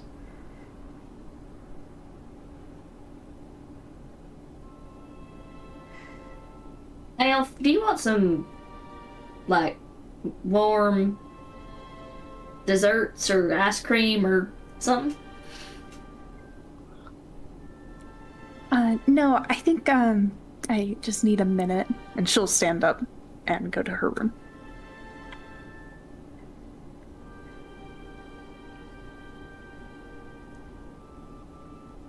After Alfie leaves, I think Reese will speak up to the group and say, guys, I think we should probably leave as soon as we can. Sounds like those people camped out nearby the North Road are maybe part of the group that's looking for Alfie. And Yeah. Endymion said he had not figured out yet information about them. So there's a chance, however slight it might be, they could be those people. And I think staying longer would not be a good idea. Like, I think we should go. But I mean, we shouldn't leave right now. That would be just dangerous for our health. We are... And ain't y'all come to this for a specific reason? Do what? Ain't what'd you we say? come to this city for a specific reason?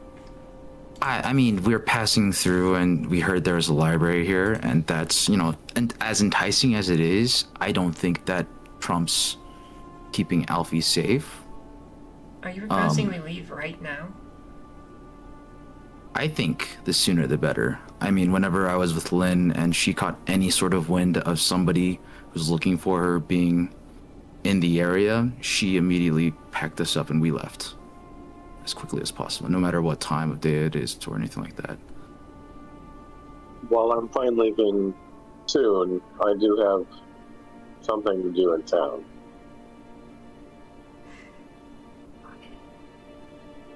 I think that there is, as much as I agree with the notion of playing as safe as we can, Reese, we do need to sleep, and if we can wrap up some business tonight, as long as Alfie stays hidden, it should be fine.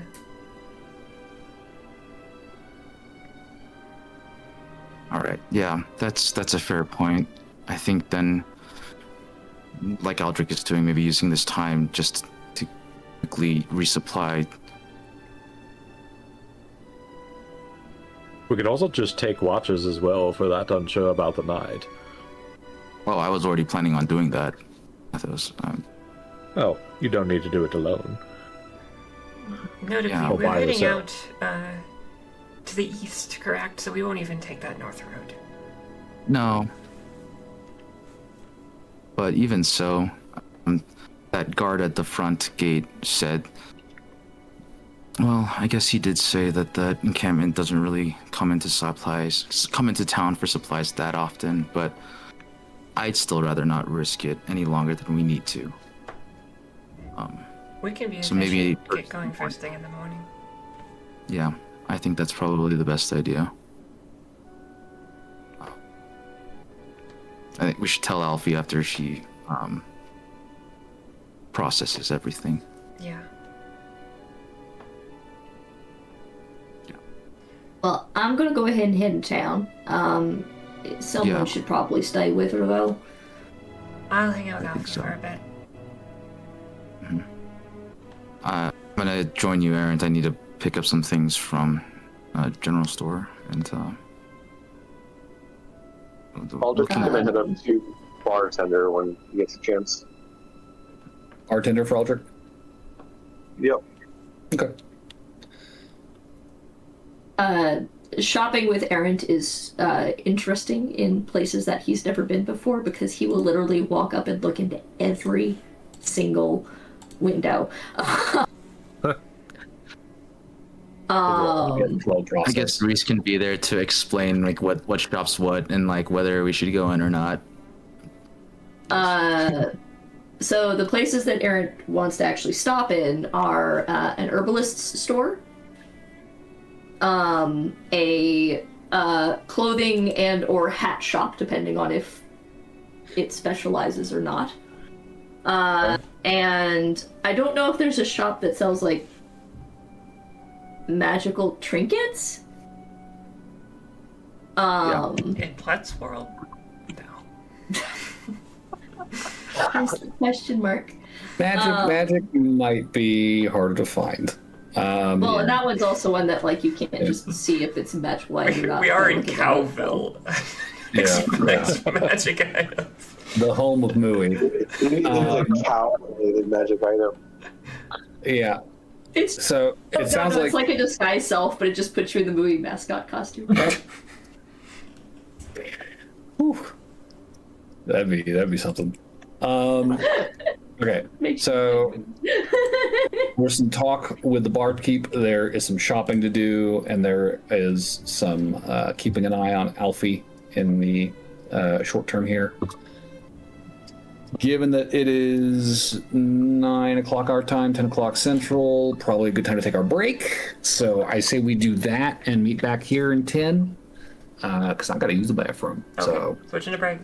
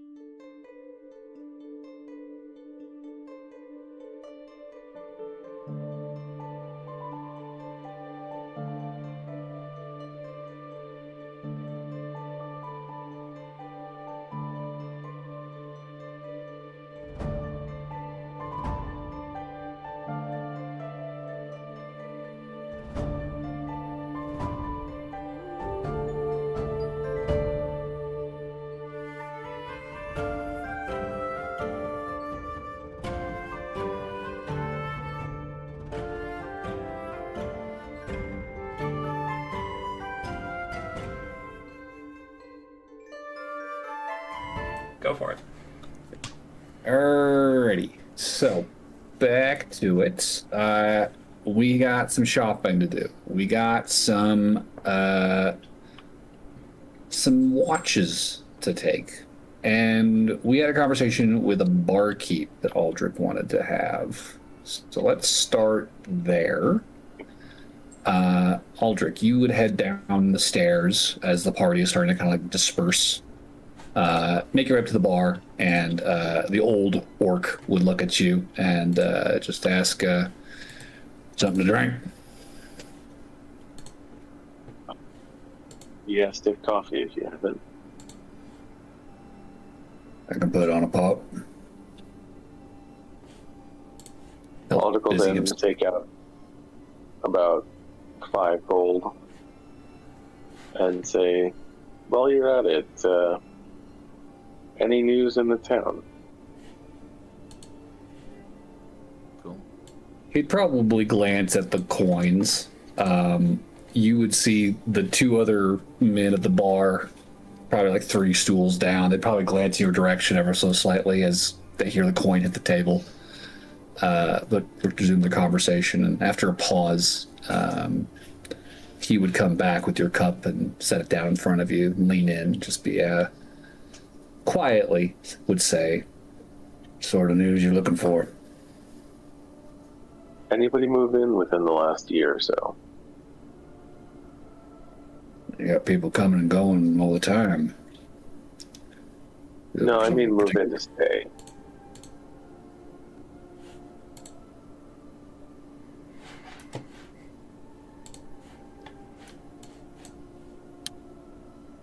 He'd just kind of shake his head and say, Bute's a big place.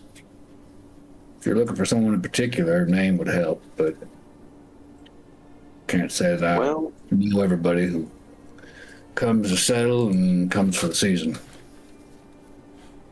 I have a name. I'm just not sure if they're using it still. Wouldn't happen to have a forced family in town.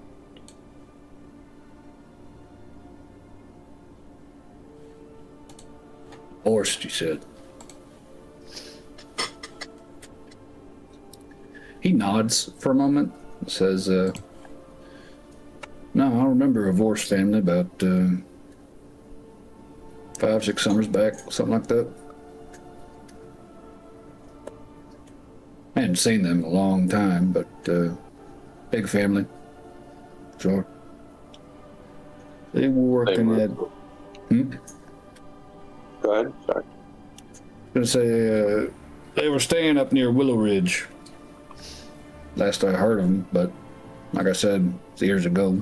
I think they might have moved on. You said they were here about 6 years back was the last time you saw them? That's right.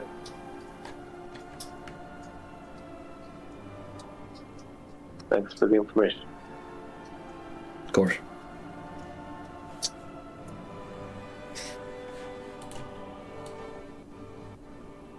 That was all I was really after. He'll leave you to the coffee.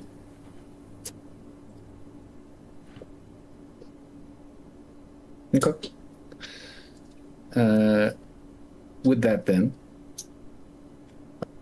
you were looking to get some herbs, potions, whatnot, apothecary, clothes, and possibly magic. Is that correct, Errant? Yes. Okay. Apothecary would definitely be available in town. The herbalists here likely have a plethora of drugs and remedies available. Many of them, it seems, for the purposes of treating animals as much as it is for humans, which would track for a livestock town. So whatever you're looking to get from these guys, they probably have in stock. They are pretty large for the most part, and pretty well provisioned. Okay. Yeah, I'll get the same dye that was to do Alfie's hair in brown. I will also get a charcoal mix if she would like to lean more towards deep red or black. And I would also like to get any dried fruits that they have for snackies. Snackies and dyes. Yeah, I think it was burdock root. That's what you guys used last time. I think so, but that was something that I said, like, yeah, no, it dies. Sure. Wait, sure. I don't know. Yeah, we'll say burdock root, charcoal, and some dried fruits. They probably have like dried persimmons, peach and nectarine slices, stuff like that they keep in jars. They probably also got jams if you're looking for jams. But all of that will always yes. Always yes. We'll call it a gold, just to get fully stocked. Okay. Clothing, definitely lots of clothes in town. They got the winter coats, they got the gloves and the boots. They got hats galore. There's probably like 6 or 7 haberdashers in town. The majority of them mess with the nice wide brim cowpoke hats, but you'll find a couple of them that prefer, more specialized winter wear, bonnets, and other assorted sorts of headwear. Do they have the hats that have the giant pom-pom at the top? There's probably some knit caps with those, yeah. We'll pay extra if they will put a pom-pom on either side, and if they sell me a separate pom-pom. Okay, they can do that. We'll call it 5 silver for a hat. A knit hat with double pom-pom. And singular pom-pom, so that she can be a bear. Okay. Fair enough. Leave a tail. As far as magic goes, I'll say give me an investigation check. Reese is joining for this too. Okay. Reese is joining for this. Ooh. 22 for Reese. Investigation, is it right? 18, yeah, 22. Investigation. Okay. I'd say that would be enough for you guys to find. At a glance, as you're walking by, it looks like a clothing store through the window. But both of you kind of freeze in your tracks as you realize the fabric on the coat is slowly kind of fading from one colored pattern to the next every few seconds. There is a hat on a mannequin's head that is kind of slowly rotating through what looks like 4 or 5 preset shapes as the brim warps and twists and contracts, and the crown of it kind of extends and pulls back and widens and narrows. And you would definitely see that this appears to be a store of magical clothing. Inside, you would see standing on the counter in the process of looks like measuring fabric from a bolt. There's a gnome woman, 3 feet tall, maybe, largish head, somewhat stubby arms and legs, bright purple curly hair. It's just kind of this wild tangle on top of her head. And she's just kind of going about her business. You don't see anybody inside. But she seems hard at work. Howdy, ma'am. Oh, hello. Drops the scissors, immediately hops down to the floor, and quickly patters over to you with a hand extended. Hello. Please come in. Close the door. It's cold outside. Doors are brushed up. Good to meet the two of you. Hello. What can I do for you? Down to shake her hand. She's on her tiptoes, reaching up. Like, oh, I'll meet you halfway. Howdy. We were looking for First off, that is some lovely craftsmanship that you got going on in the window there, both on the how you put the hat together and whatever you made to do the shifty thing. Well done. Thank you. Illusions, both of them, I promise you. They don't actually do that. Not real clothes. The real clothes, you control yourself, I promise. You put it on, you tell it what you want, and it does it, and it stays that way until you want to change it back. That's just for sure. Don't mind those. Please, come in. Let me look at you. She kind of takes a step back. It's like, It's just the horse. Strapping fellow. I might have some work cut out for me with the headwear, but we could probably make it work. Oh, well, lucky for you, I'm actually not here looking for something for me. Person I'm looking for don't have the extra accessories. That's cute. I like that. Right. Well, I mean, what are you looking for exactly? Well, you said that you had hats that do that. Can they also do party tricks like changing your face and shit? Or does it only work on the clothes? Again, it is very cool. There is a slight pucker to the lips as she kind of pauses, kind of looks at the door, looks back to you with a little smile, and says, I'm not sure what you're talking about, sir. Unfortunately, I only really share clothing, what changes shape and colors. And as she's saying this, she's going to reach up and just kind of take your hand and kind of pull you towards the back of the store. She's waving. Yes! No. I'm sorry. I'm quite sorry. Oh, it's such a shame you can't help me. But you might like something we have here in our back room.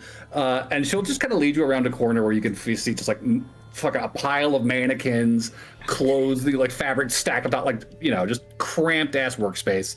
And at that, she'll reach up and kind of grab the kind of the bottom of your shirt, kind of pull you down closer to her and say, "How much you looking to buy?"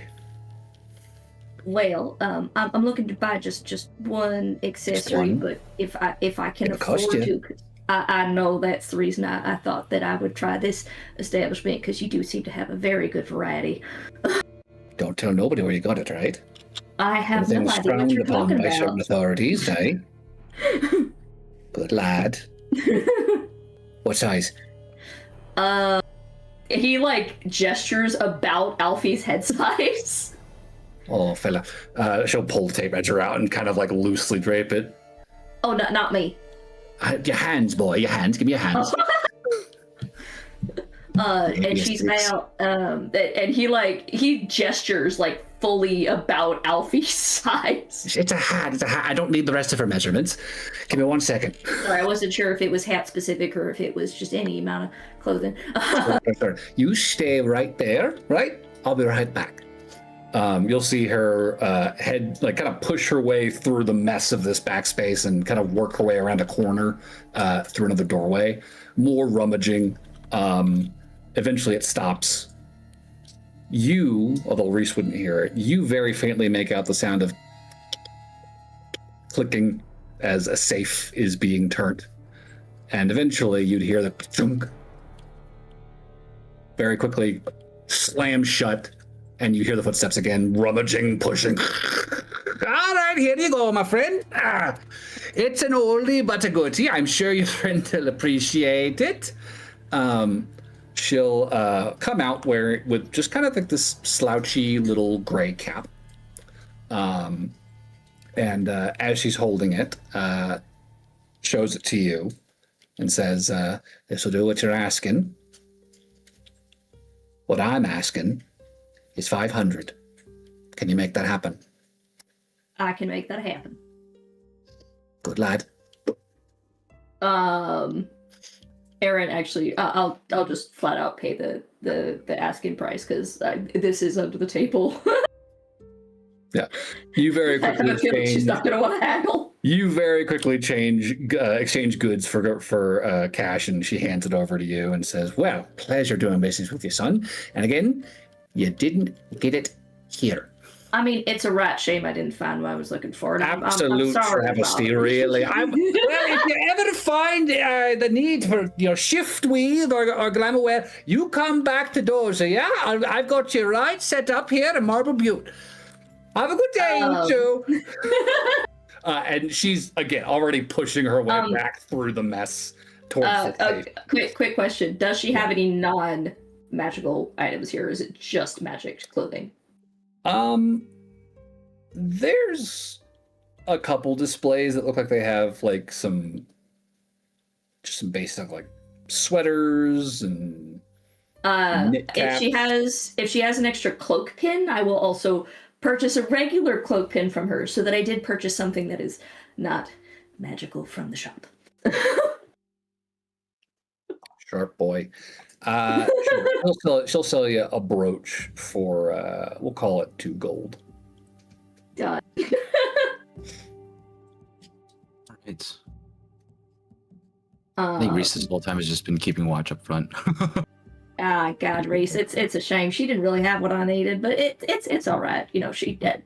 I got this really cool bro. Like, that's how he talks. He just says, "Oh, no, such a shame. Why don't you?" Like, I saw you guys. Never mind. Okay. Oh no, she was showing me what was apparently last year's fashions at a slight discount, but I didn't need anything that was last year. What's that? I don't know much about fashion shit. Something? Okay. All right. No, I won't question it. We're good. Nobody's looking at us, so we're good. All right. You leave Doza Brass Drop and make your way back whence you came. I actually had some items I'd looking for too. Yes. To buy. Specifically, I wanted to first sell a couple of weapons to a weaponsmith and see if they have any rapiers.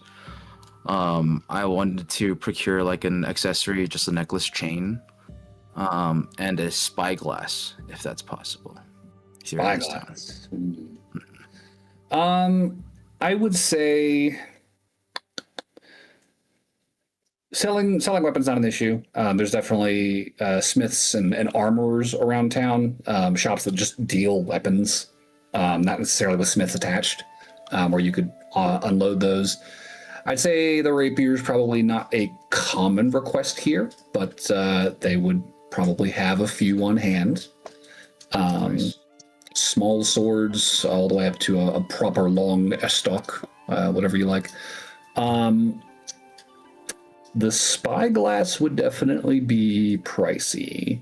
I mean, you're looking at probably 1,000 gold pieces from like a jeweler in town. Yeah. Who's able to work lenses, which is not an easy thing to do, but they would probably be available in town this size. Okay. I'd assume that jeweler would have like just a regular old necklace chain too. Yeah. The chain's not a big deal. That's an easy find. Okay. Well, so I've got a hand axe and a short sword to sell. Okay. And price-wise for the rapier, what do you think? So the hand axe you'll get 2.5 gold back for the hand axe. Okay. 5 gold for the short sword. Okay. Rapier's going to run you 25. Okay. Okay. 6 over. Yep. And then you said the what sort of chain exactly? Like gold or just steel or like a fine chain? What are you looking for? No, just something like simple, sturdy but quality. Okay. That like it won't like rust or anything, or like any sort of wear, tear, water, whatever will do anything to it. Okay, so probably fine jewelry chain. And gold or silver will probably just run you about a gold piece. Okay. Your preferred flavor of chain. Okay. The spyglass is going to be 1,000 gold pieces. Okay, so that one I will have to do a little bit of haggling. With the jeweler, I'll procure my 3 bars of gold, and kind of say how much. What do you think we could work out here? I gotta check how much gold is. Well, that certainly buys you a pretty penny. How much do they weigh? Does it say? I don't think you gave me that number. You just said they were. Oh no, 5 pounds. 5 pounds each. 5 pounds each. Okay.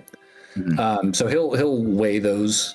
You'll see him do a little bit of math. Say, well, I could certainly give you 750 for the 3 of these. So these plus another 250 coin, and you've got yourself a spyglass, sir.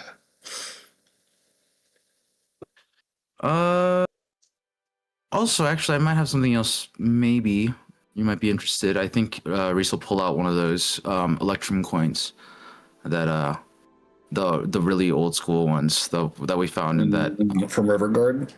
Yes, from Ennegard. Okay. You'll pull out one of those. And what exactly am I looking at here? So this is a, I believe it was told a 3rd incursion coin, Electrum coin, from around the time of the 3rd incursion. It's would you find any value in it? He's like turning this thing over. Are you 3rd incursion or 3rd era, boy? This is third era. I apologize. Yes. Goodness. Well, I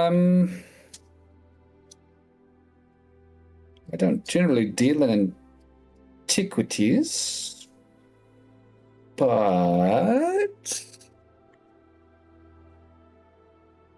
I certainly know folk who do. I think with that statement, Reese will pull out 9 more and say, I've got this much here. What do we think? If I gave the merchant a where we got it from, would that aid in the... You would see the eyes widen a little bit. Riverguard. Oh. Yes, That's, yes.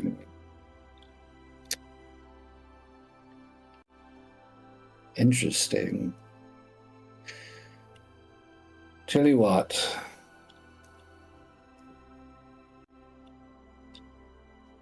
I could not give you an accurate estimate on the value of these coins, but I am confident I could probably offload these onto someone who could. So tell you what, you throw these coins in, plus the 3 bars, make it an even 100 gold extra, and we are good. Can I insight him just to make sure he's not like trying to pull the wool over my eyes or anything like that? Yeah, give me an insight check. Hope I roll well.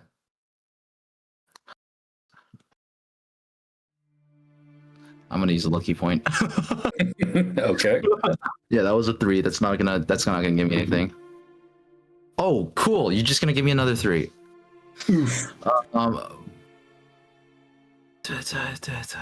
Let's see if there's anything I can add a d6. Nah, it's not worth it. Okay, that would be 4 points. So I guess that would be a 4. I don't think it'll. 4 total. Yeah. I mean, he's clearly thinking hard about it, but like, you can only guess what is going through his head as he's assessing these coins.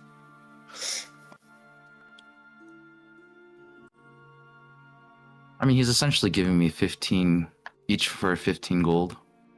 Yeah. Yeah.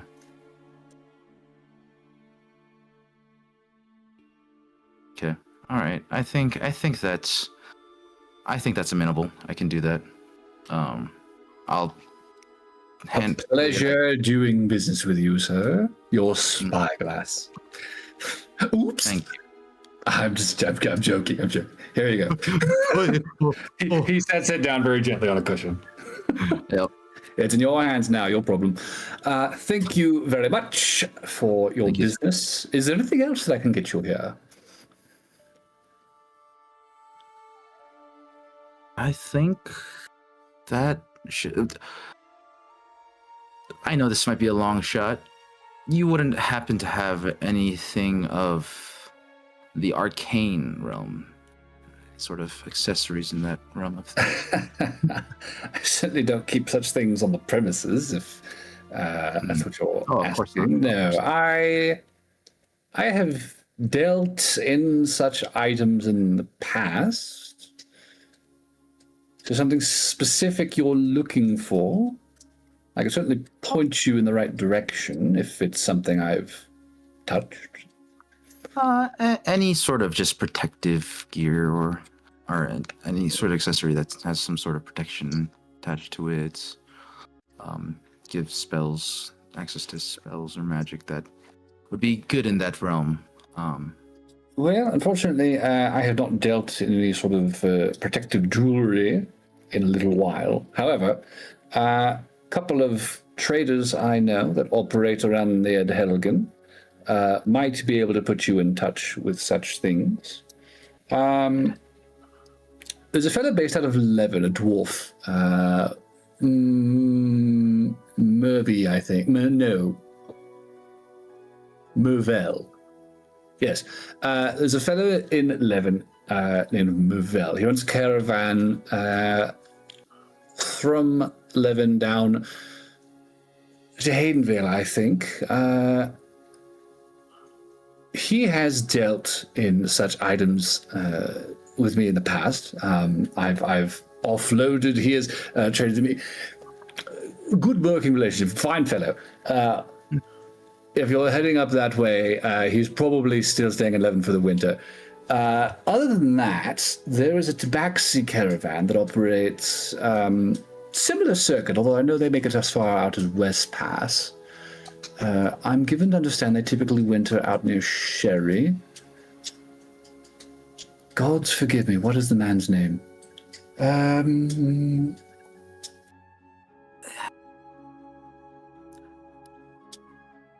He is named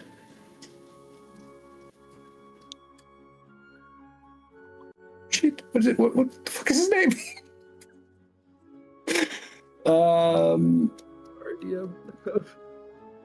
Where is it?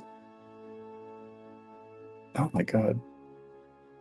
I am actually at a loss. I don't remember where I put that motherfucker. He would give you an accurate name. We can get it later. I will find it for you. I'll grab it from you. Yeah. I read down my notes. Well, thank you for the leads. If I see either of these, I'll kind of put in a good word for you, sir. Of course. Well, I am glad that I could be of service, and I hope if you ever have need of fine jewelry again, you come find me. Again, that name was... feel so bad. Sorry. Where the fuck is it? It's not. Ring of Coin. That was his name. Ring of Coin. Tabaxi Merchants runs a caravan. Ring of Coin. There you go. Sweet. Thank you. Appreciate it. Yes. Well, enjoy the rest of your afternoon, sir. Sirs. Thank you. And so the nameless jeweler will exeunt stage right. So anything else while shopping? I do need to empty some of my inventory, but we can do that off scene. This is the place to do it for sure. So you can make that happen while you are in town and get some gold for your trouble. I will send you the list, unless you'd want to just do it later. It'll likely be like selling non-magical items. You're getting half their gold value back. So okay, I'll just do that then. Yeah, that's all I have. All right, that is more than doable. Athos, you and Kiko could head out and sell some goods. Is there a bookstore? There would be multiple bookstores, sure. Well, it's a decently sized town. They got books. They're not huge, but they got. Oh, well, you didn't tell me that. Eric, are you looking for books? Eric will. Is anyone with Aaron? Just a weird question. Reese's, I believe, still. Okay, I wasn't sure if you split off to do other things. Well, Yeah. So Aaron will walk up to the lady who runs the bookstore and say, hey, I have a friend who's really interested in reading, but I don't know jack shit about nothing. Is there a book you could recommend and give me like a basic summary of the book to see if it's something that she'd like? Aaron, who are you asking about? Seeable, actually. Yeah. I think we're looking for something in the realm of romance. Particularly a little bit more. I think Reese is gonna go a little red in the face. It's like, on the more what's the best way to steamier side of things. Yeah, I think Reese will pull out a book that he borrowed from Sybil and like just kind of say like something in the realm of this. You hand this raunchy that Sybil romance wants to novel talk to Alfie about? Maybe to the 6.5 foot tall bugbear proprietor of this bookstore. Probably not, Cat. He looks at the book, flips it over, looks back at you. Not meeting his eyes, I'm just like Gently set it down on the counter, and he's gonna say, I think if you're looking for something of this particular nature, sir, you may be interested in our selection in this corner over here. And he will very carefully kind of shuffle between the shelves and lead you over towards a corner with a very heavy red curtain drawn across it. Oh yeah. He'll just kind of scooch it aside, and inside you can see, the leather spines of multiple books. A couple of which is titles. I'm so sorry for the things that's about to come out of my mouth. Do it. Have you read any of these books before? Who me? No, the proprietor. Oh. Well, I try to sample my inventory as much as I am able, but to make a recommendation. All right, so I'll be real. I would like to give this to give this to her, but I have no interest myself in actually reading it. But she is going to want to talk about it. So, do you think you could give me like a sum up explanation, name of the characters, that kind of thing? I think Reese over here on the side, like.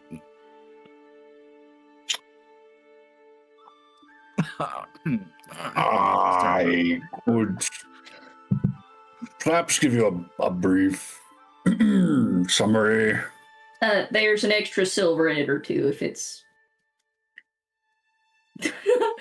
Goldverse, my brother.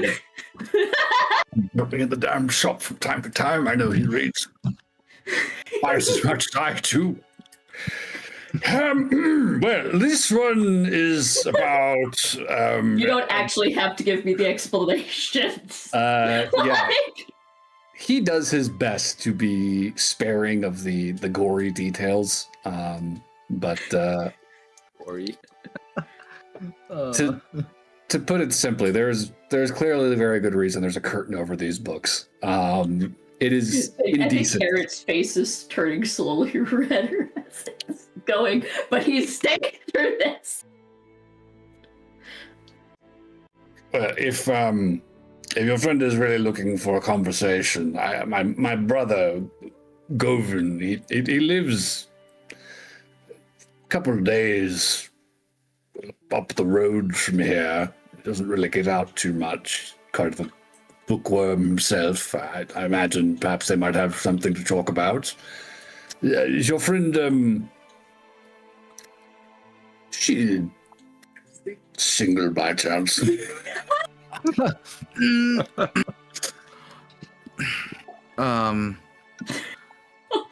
Please take this one.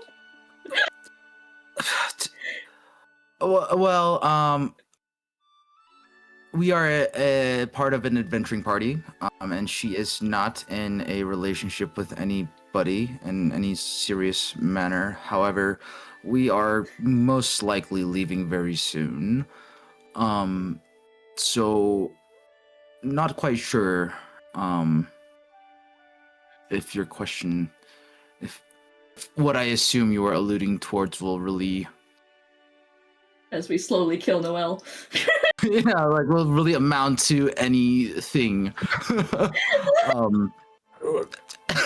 I only ask because Vaguely gesturing. as I say, my poor brother, he's been quite the recluse since another died, and it's been difficult to get him out of the cave, so to speak. But he is quite taken with books, and I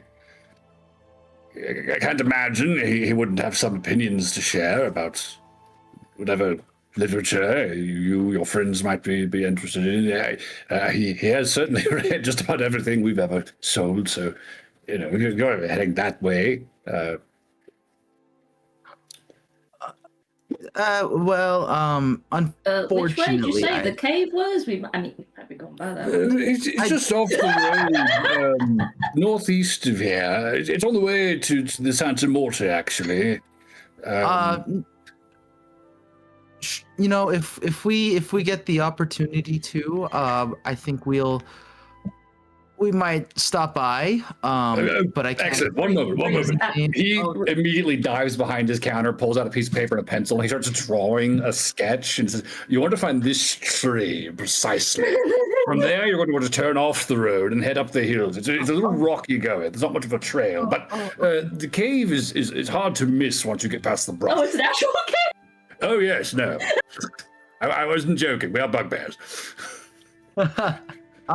Ladded. Sure.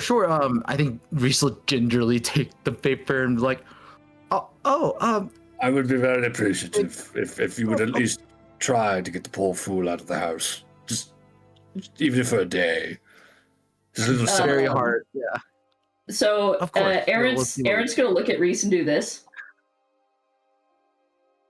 Oh, I think Reese will catch that. And he'll use his psychic whispers to.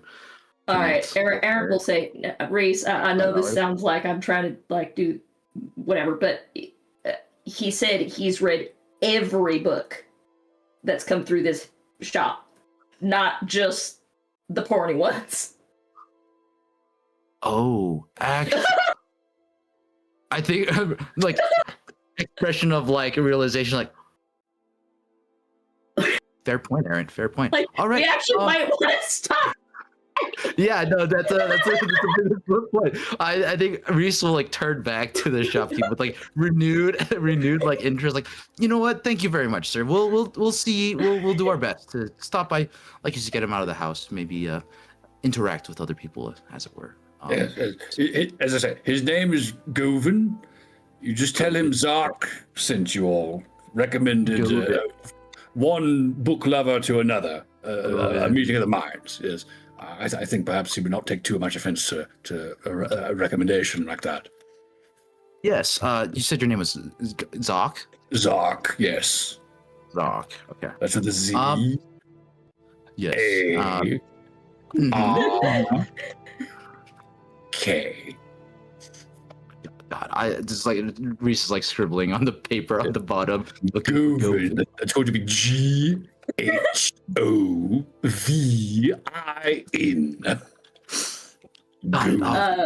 Aaron's gesturing quietly to himself. Appreciate the information. You're doing me a great service here, sir. I greatly appreciate it. I do apologize to your friend in advance, just in case he's perhaps a little awkward with women, but It should be fine. It should be fine. So he's a good lad. He truly is. Just a little. Yeah. Of course. I mean, he's your brother, and you're very, very good customer service. Awesome, wonderful shopkeep. Yeah. So of course. I'm Glad to be of service, and thank you for your service as well. I do greatly appreciate it. It's been a while since I've had a chance to check up on him myself, so good to get some eyes on him, at the very least. Is there anything you'd want to drop off at his place? Yeah, anything we can pass on to him. Well, if you're so inclined, I do have a selection of tomes that I am considering stocking in the next season here. He'll slowly shuffle to the back room and come back out with like a fucking crate of books. Just kind of sets it down on the counter with a thunk. I was hoping to get his opinion on these before I placed a larger order, but if you're heading that direction, I could certainly use the delivery service. I can compensate you for that as well, actually. Well, tell you what, books on the house, if you can take these to him. All right. I might not be able to take all of them because we are limited by what our horses can carry. We don't got a carriage or nothing. Right. Well, let's see how he'll start sorting the ones that he really wants prioritized and put them in a sack for you. And since Aaron's the one who proposed this job, Aaron will be the one to carry them. My thanks. I think Reese will also ask, perchance, might be a little bit of a difficult ask, would you happen to have any books on rare magics?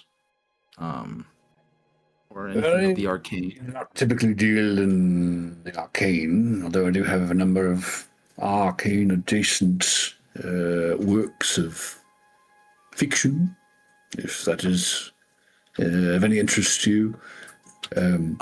We do actually carry, if you'll direct your attention over here, he makes his way over towards a shelf sort of in the middle of the room across from the counter with a pretty large sign across it that says based on a local story.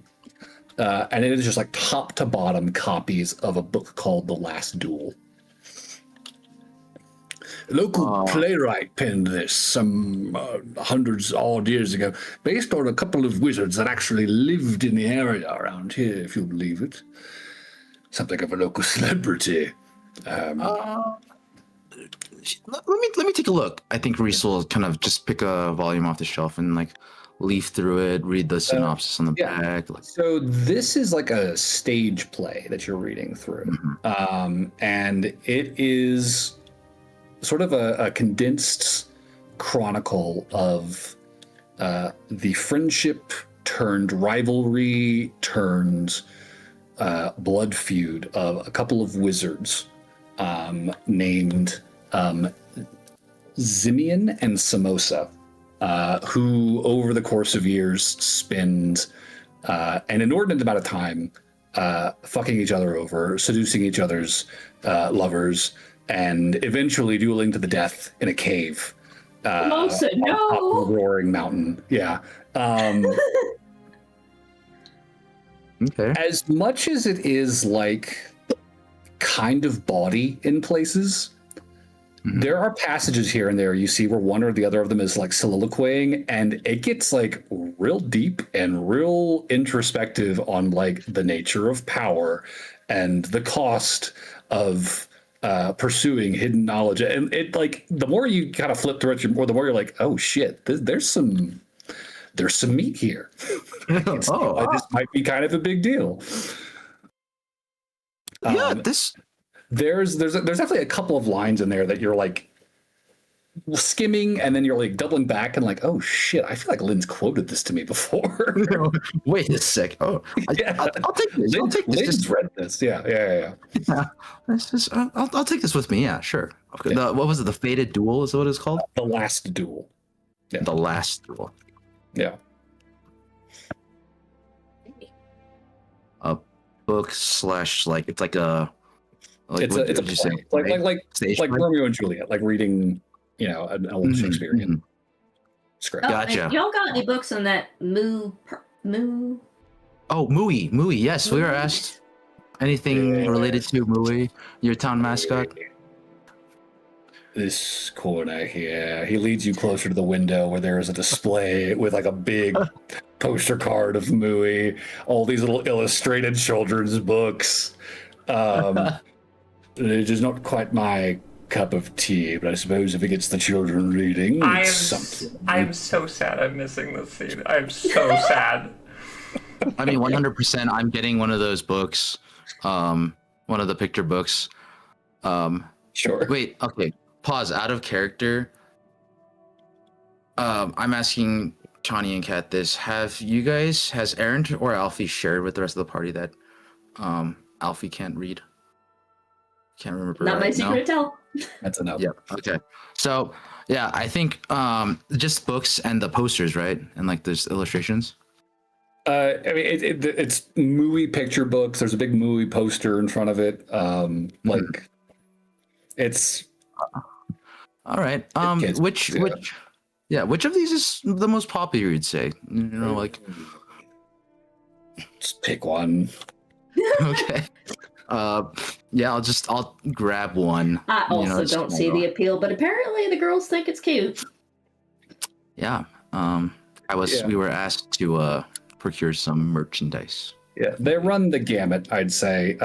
Some of them seem fun and cute, like Mooey visits a new pasture and Mooey goes to see the goats. And there's some that make you think, oh, this seems dark for kids, like Mooey visits the tannery, Mooey visits the butcher shop. It's kind of fucked up. I'll take one of the nicer ones. Joins JoJo in his bizarre adventure.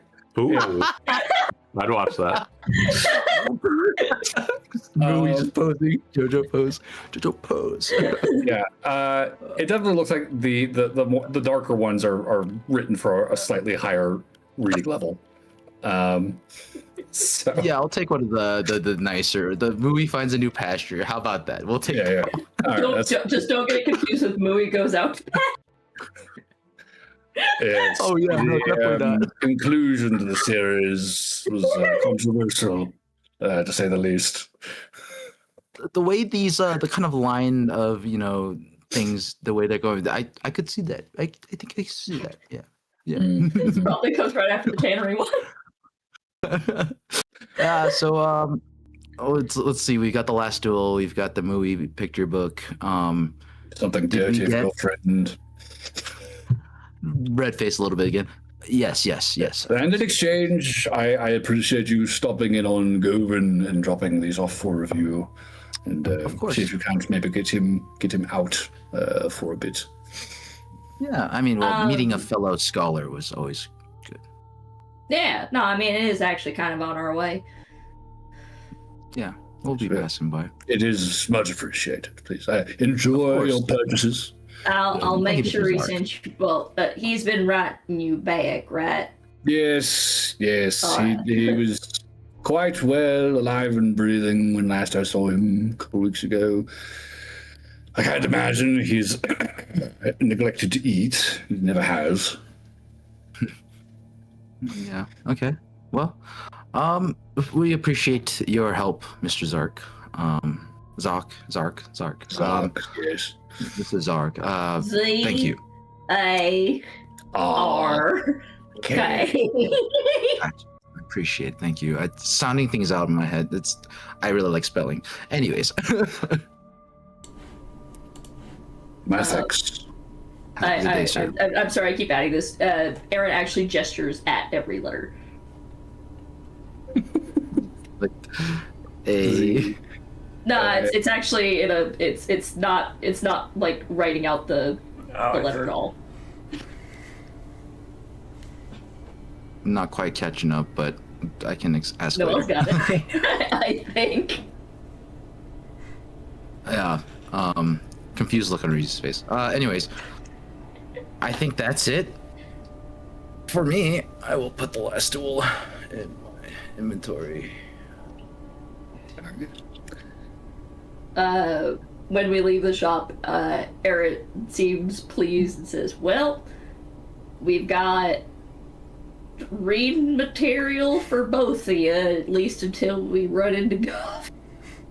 Yeah, I think Reese is like, as they're walking out, Reese is kind of flipping through the book and like going over those specific passages where he's like, oh, whoa, this is really interesting. Like, oh, yes.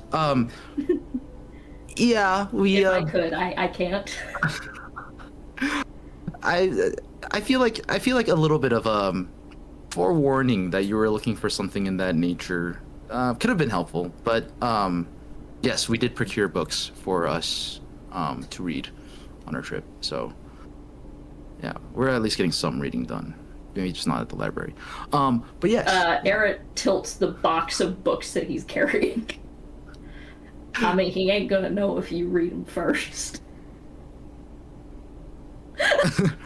Oh, you know, that's a pretty good point. All right. We can't get distracted. We gotta leave soon. We can't get distracted. Let's take the bag of books. Yeah. And you guys can make your way back towards the Longhorn Lounge. In the meanwhile, what has Alfie and Sybil been up to? How far away are Lake Forest? Pretty good distance. Marble Butte is pretty clear cut. Not a lot of trees out here. And at Helgen Lake is at least a day's walk to the north. It's multiple miles away. Downhill, so not a terrible walk, but it is a distance. Okay. Definitely not anywhere close to either of those things. Okay. Sybil would have waited maybe 20 minutes after Endymion left, and then she would have gone to Alfie's room to check on her.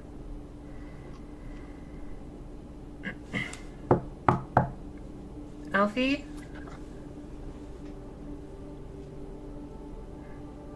Are you in there?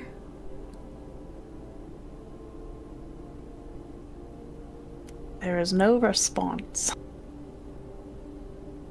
I'll open the door. The window is open. Damn it. Damn it, Alfie.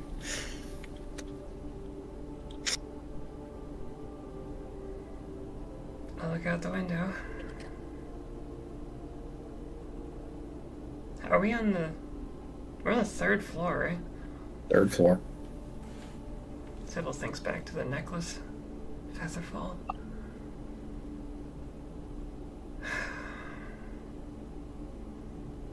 Any sign of her? I'll say give me a survival check. I roll a 19. Okay.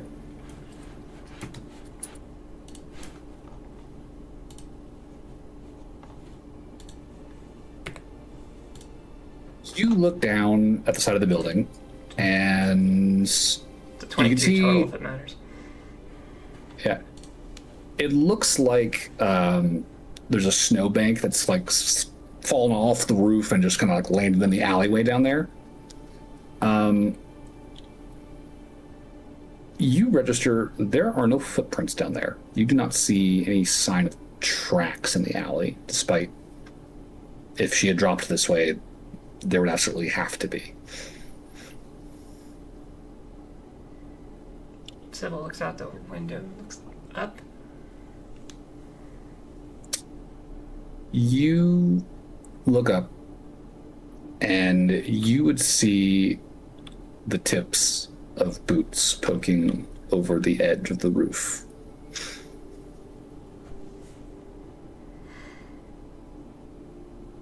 Okay. Is this climbable?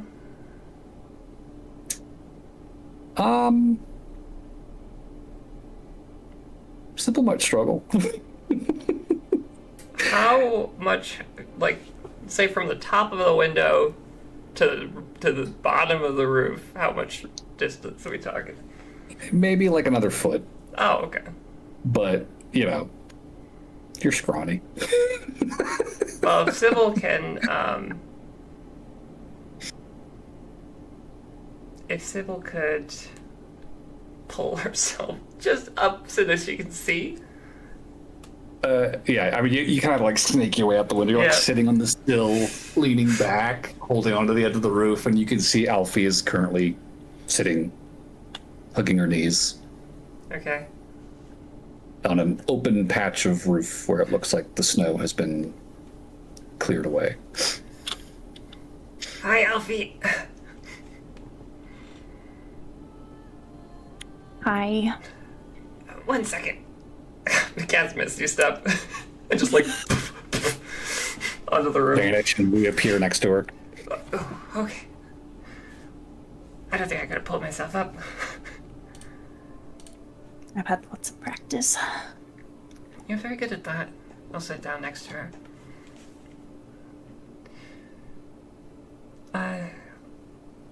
I want to start by just saying that all I said to Endymion was that you very much deserved closure, and I hope that he could help you get that. Okay? I just didn't want to say it in front of everybody. It wasn't a secret or anything. It's okay.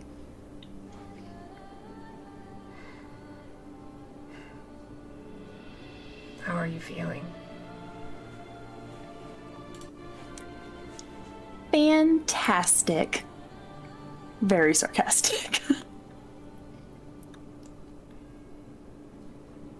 What are you feeling? I'm angry. Really angry.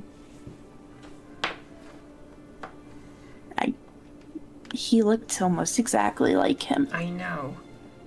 I was about to throw hands. And you know me, that's not a thing I do. Yeah.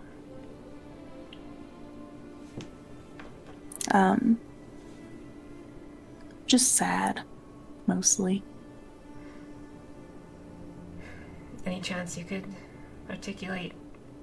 I mean, I understand why, regardless of the specific reasons, but what's bothering you right this second?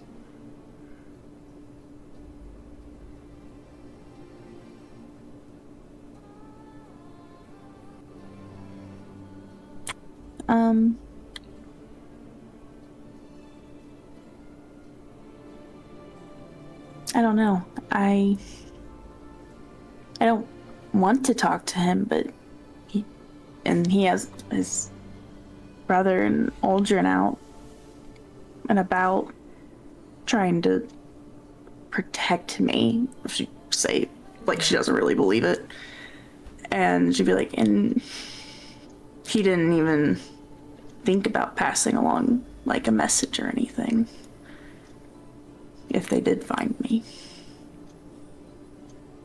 So I guess just makes it seem like it was all the more real, that it wasn't something he was trying to, I don't know. I might offer an outside perspective. I think that Aaron might have been closer to the truth than anyone might have suspected. Just based on this, and she'll kind of just lightly nudge the necklace with her finger. It seems like Chiron might have been trying to protect you, and he just did it in the worst possible way. I don't think we can throw that theory out, but regardless of whether that's true or not, you still have every right to be very mad at him.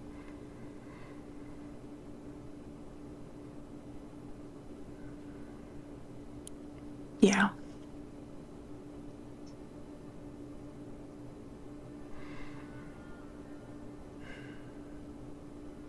Just, I don't know.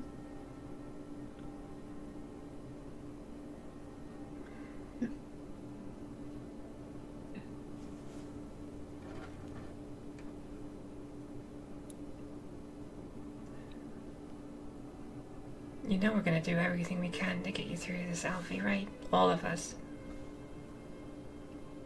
Yeah. I know.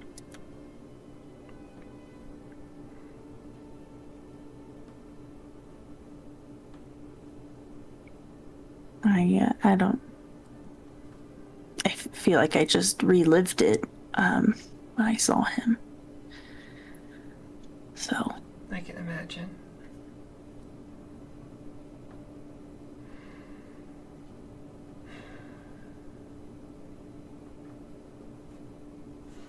Do you want to be alone, or do you want me to stay? It's up to you. I know you wanted to go to the library. The library will be open for a while. I mean, I can't leave or do anything anymore. So. I don't think that's true. In fact, I'd be willing to bet that Aaron's getting hair dye right now. Yep. Get to become a completely different person. Yay. It's a temporary measure, just until we get things sorted. Remember, Endymion said he was going to give us any information he learned. Yeah, we'll see if that actually happens or not. Right now, I choose to believe that he was telling the truth.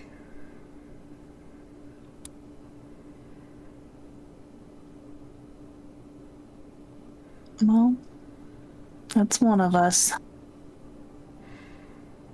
I know he looked like Chiron, but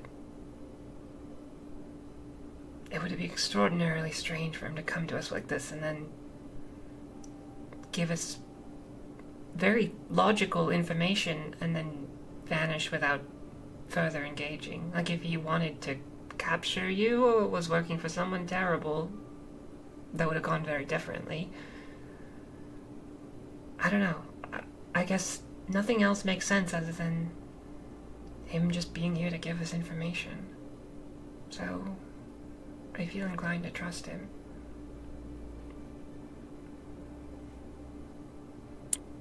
Okay. You can do that.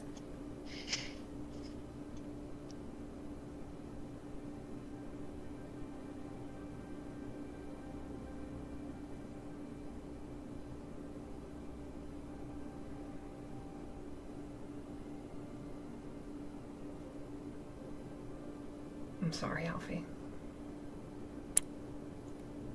It's not your fault. So. I know, but you never deserved any of this. Any of it.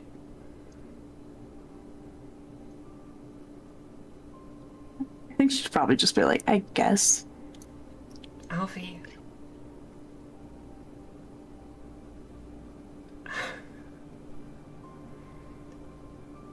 I don't know what part of your brain is telling you that that might not be true, but it's lying, okay?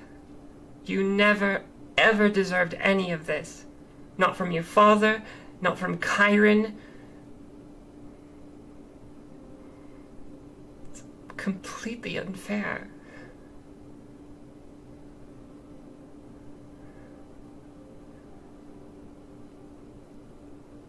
I look at you, Alfie, and I see someone who is special and brave and creative, and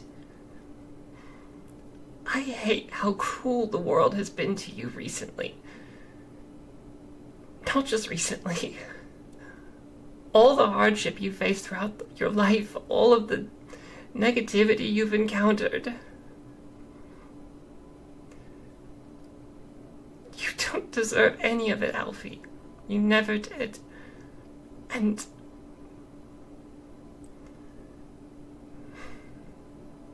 I hope that our friendship is just... I hope I've been a positive force that you could hold on to. Because you absolutely deserve that. I think while Sybil was saying all this, Alfie would have started crying, and then she probably would have, like, cuddled her a little bit on the roof. I'll lean into her.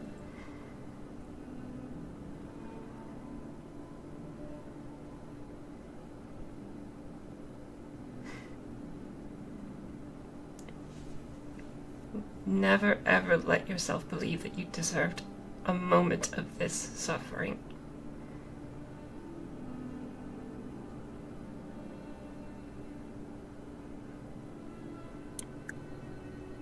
I think I think Alfie would be like, I feel like she'd probably just say like, I don't know, it's all I've ever known. So I just don't see how it could ever change. We'll change things. I promise you we're gonna change things.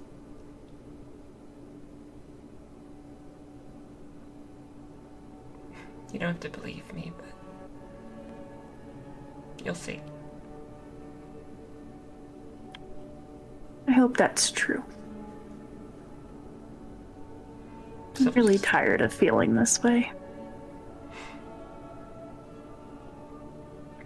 You know, ever since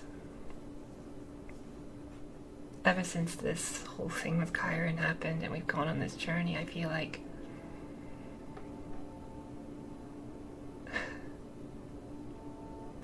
I haven't seen my friend Alfie quite as much. And I've really missed her.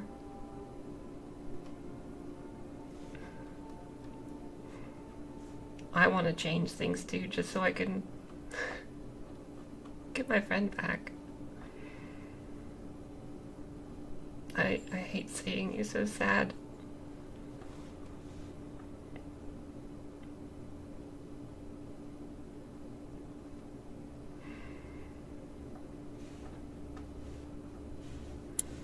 I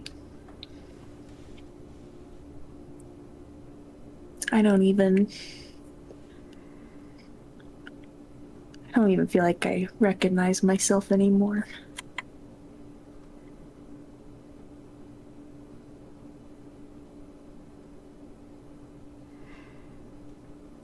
And now I have to change what I look like. So maybe I'll never recognize myself.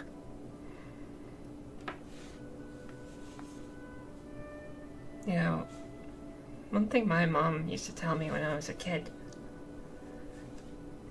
was that when you're anxious or sad, it kind of feels like it's never gonna end. Like it's the new normal.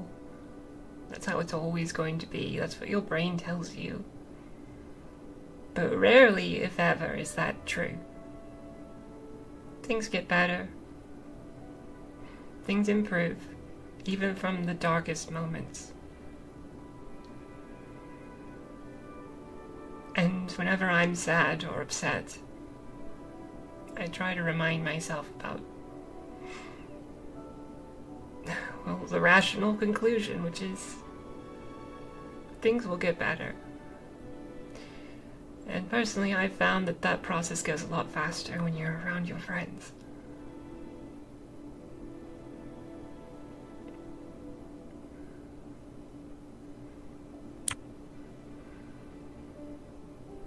I really hope that's true.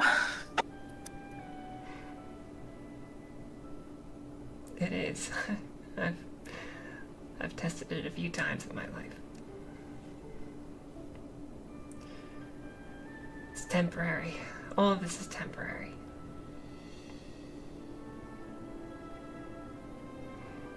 And we'll get you through it.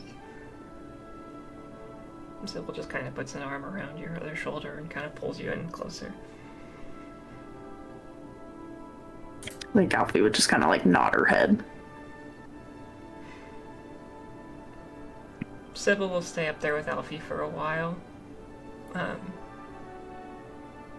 eventually she would probably get kind of cold.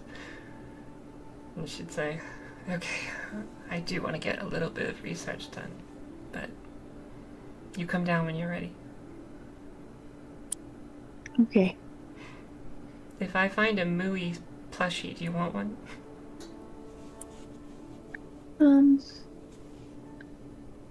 No, that's okay. I drew it. You got the memory. Fair enough. Yeah. I hope you find one, though. I'll look. Oh god, how do I get down? Alfie would help you get down back into the window. Okay. So, at some point in the following hours, I would head over to the library. Okay. Yep. You head over to the Butte Hill Library, and much like the exterior suggests, this looks like it was once a courthouse that has since been converted. You see at the far end of the room, it's just kind of like one big singular long room full of shelves of books and tables on either side of this walkway. At the very back of it, there's this elevated bench, this desk, right? And there is a brass dragonborn woman sitting behind it with her head bent. Looks like she's in the process of writing something. There's like one other person in the room, this dwarvish guy who's sitting at a table reading, looks like some text on animal husbandry from what you can tell from the cover. But beyond that, it is an empty establishment and just a decently sized collection of books. Definitely bigger than the personal collection that you borrowed from back in Haydenvale. Although it is not enormous. Are you looking for something specific? Yes, I would go to the librarian, I assume. Excuse me. Hello? Hello. One moment.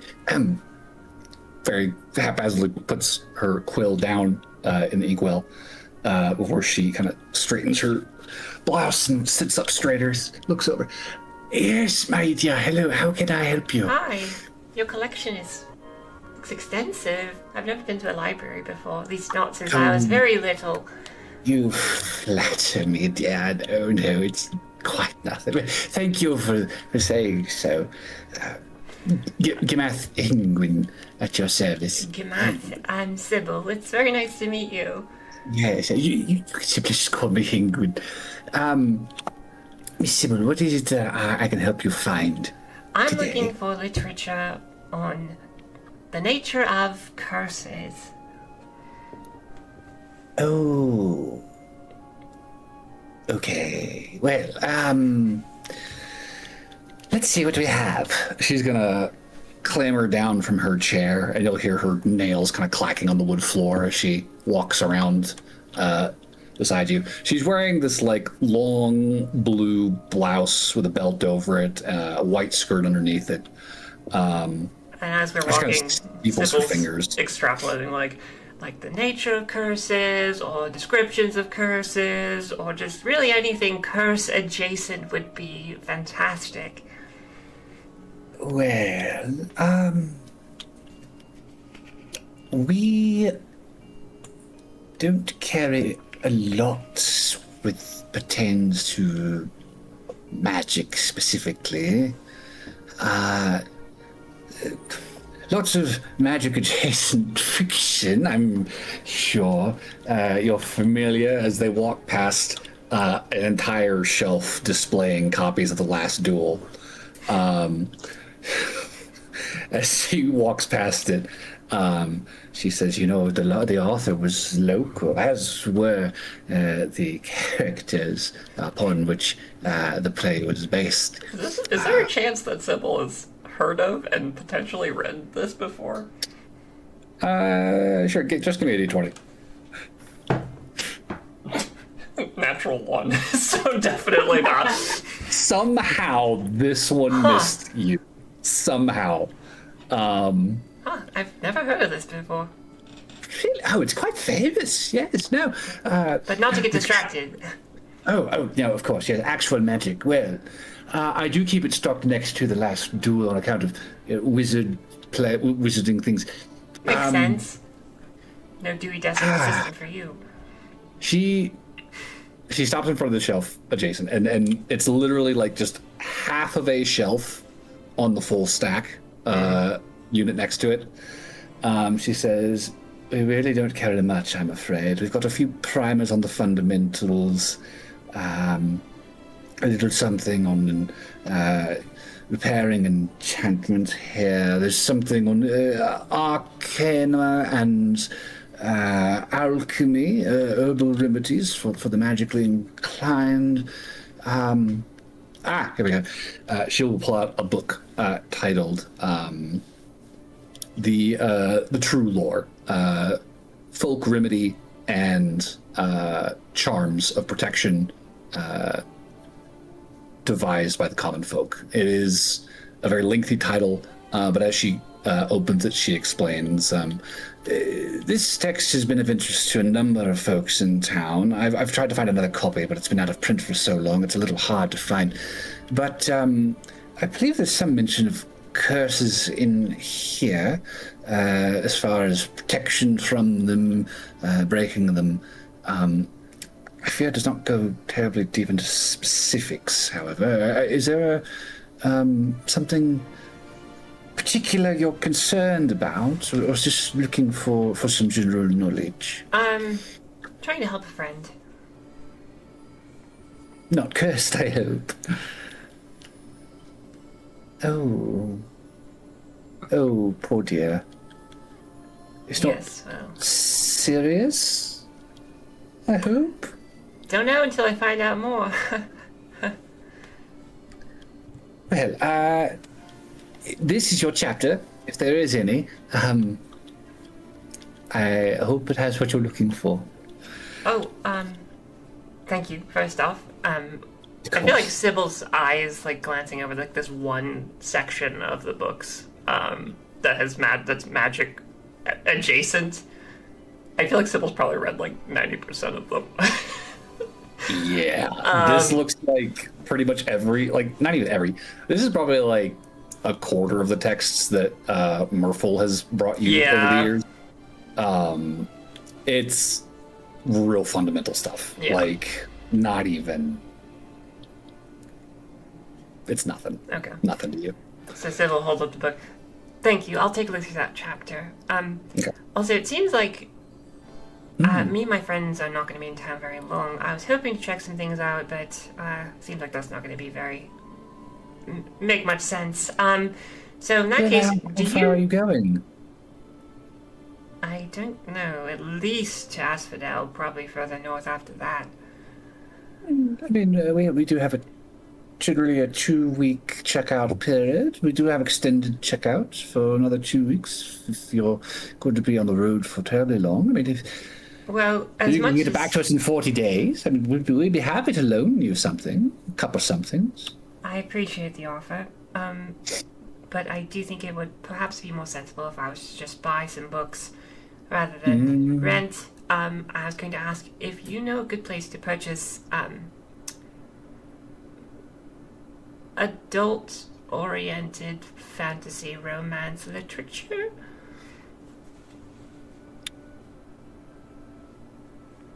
I hear something in the distance. There is Larks with Zark does keep a small shelf in the back corner there. He's quite fastidious with his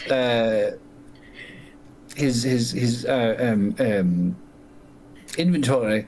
I understand that he has a very, very selective screening process for all of his stock. He probably has the best collection of anyone for sale in town. What was the second one? Sorry.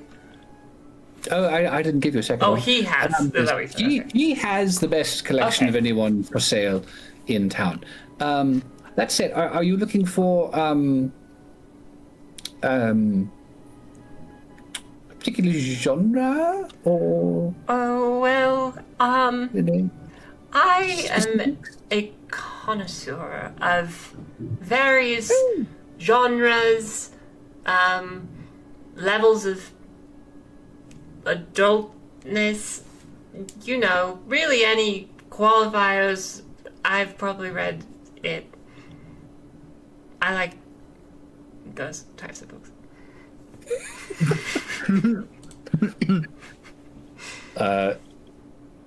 Teresa's point, you would both hear this kind of from the opposite side of the library. You can look over and see that Sure one is dwarf with quiet his in book is here. like clicking over the top of his the text he's reading. She just kind of fucking snaps at him, like, "Oh, you stop it! I actually know what you check out." She's got the dirt. I know all your secrets. She'll lead you back towards the bench. Speaking more quietly, she'll say, "Well, I given that you are conscious, Are you as well? well, I've dabbled a bit. I see. Truth be told, though, I'm more of an aspiring authoress myself.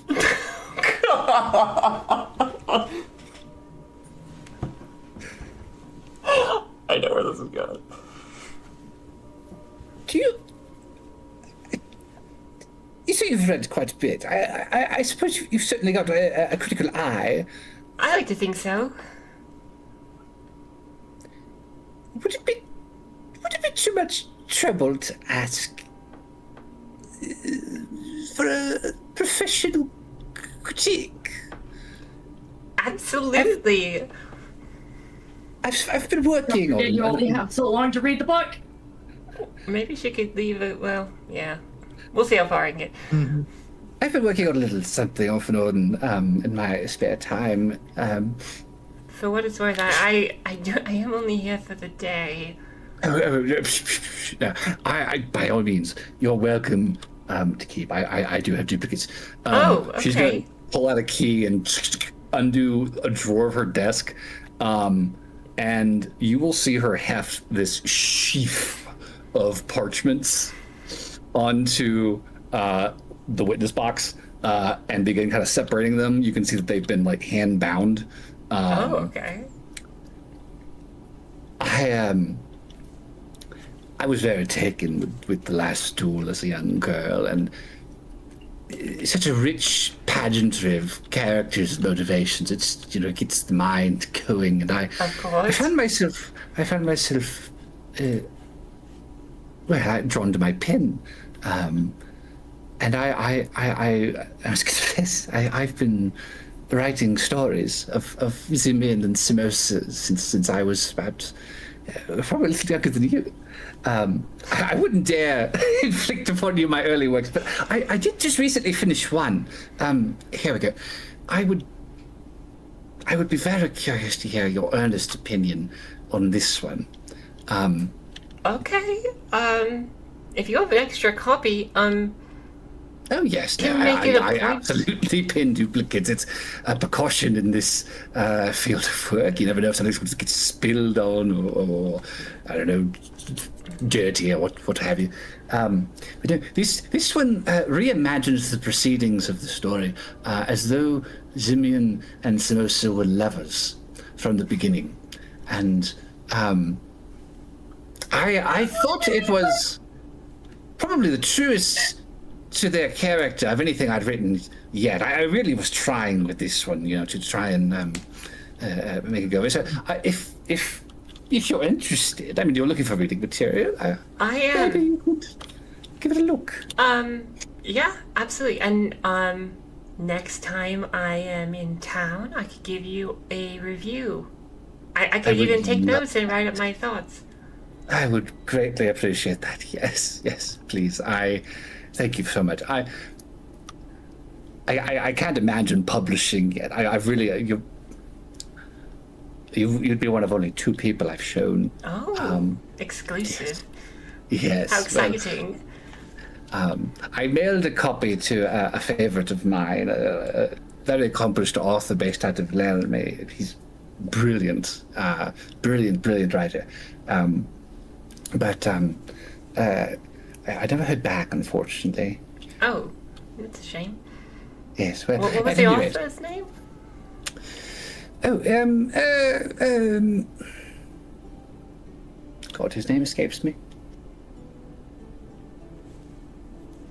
I must look up another name in my notes. No worries. I just figured I'd ask in case I end up in Laramie.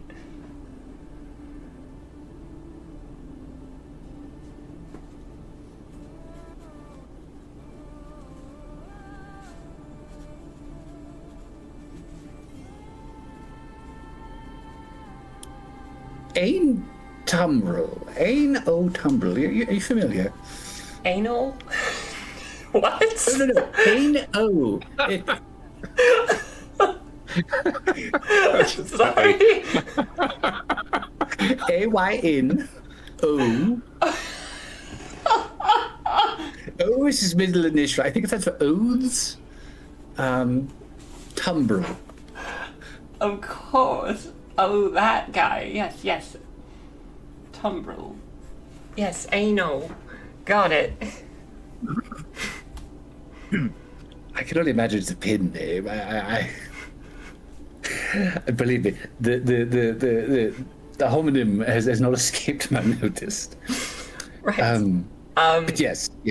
I don't know if I've ever read anything by him, but brilliant, absolutely brilliant author. Yeah. If I end up in, I'm sorry. Princess of Passion. Lapis White Willow is one of my very favorite authors. One of Tumbrel's early works, if you can believe it. Wait, what? He was writing under a different name then, but clearly. Wait, this is the same person who wrote Princess of Passion. Yes! Are you kidding me? No, he's my very favorite. I mailed a copy of this to him, and I never heard back. I was so distraught. The author of Princess of Passion was in there. Oh my gosh, I have to go meet him. Oh my god. Oh my god. Okay. Oh my gosh, I have to get to Laramie. I want to meet them so bad. That's like my favorite. I have read so many Lapis White Willow stories. Oh yes, no, Lapis is a dear favorite of mine. Absolutely. His anyone who's a fan of Lapis, or I guess Ano. Ain Tumbrel. We can behave ourselves. Okay.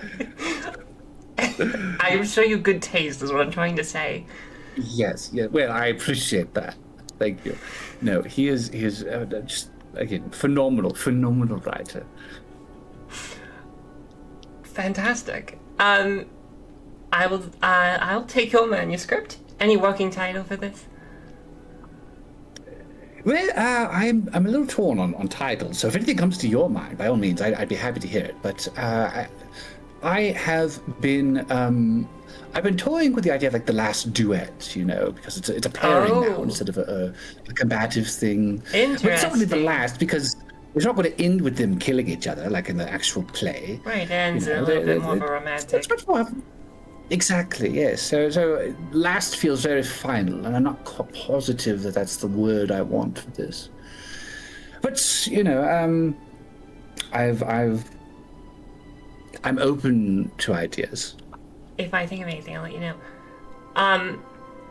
Also, just as a little thought, I've been working on. I'm actually a bit of a caster myself, working on magic.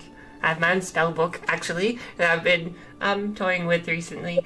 But I've been working on trying to learn a spell called Sending, where you can talk to people over long distances. So if I can learn that, I can give you an early review. It'll be short. I think you're limited in words when you cast that spell, but I could maybe get in touch sooner than having to come back to visit.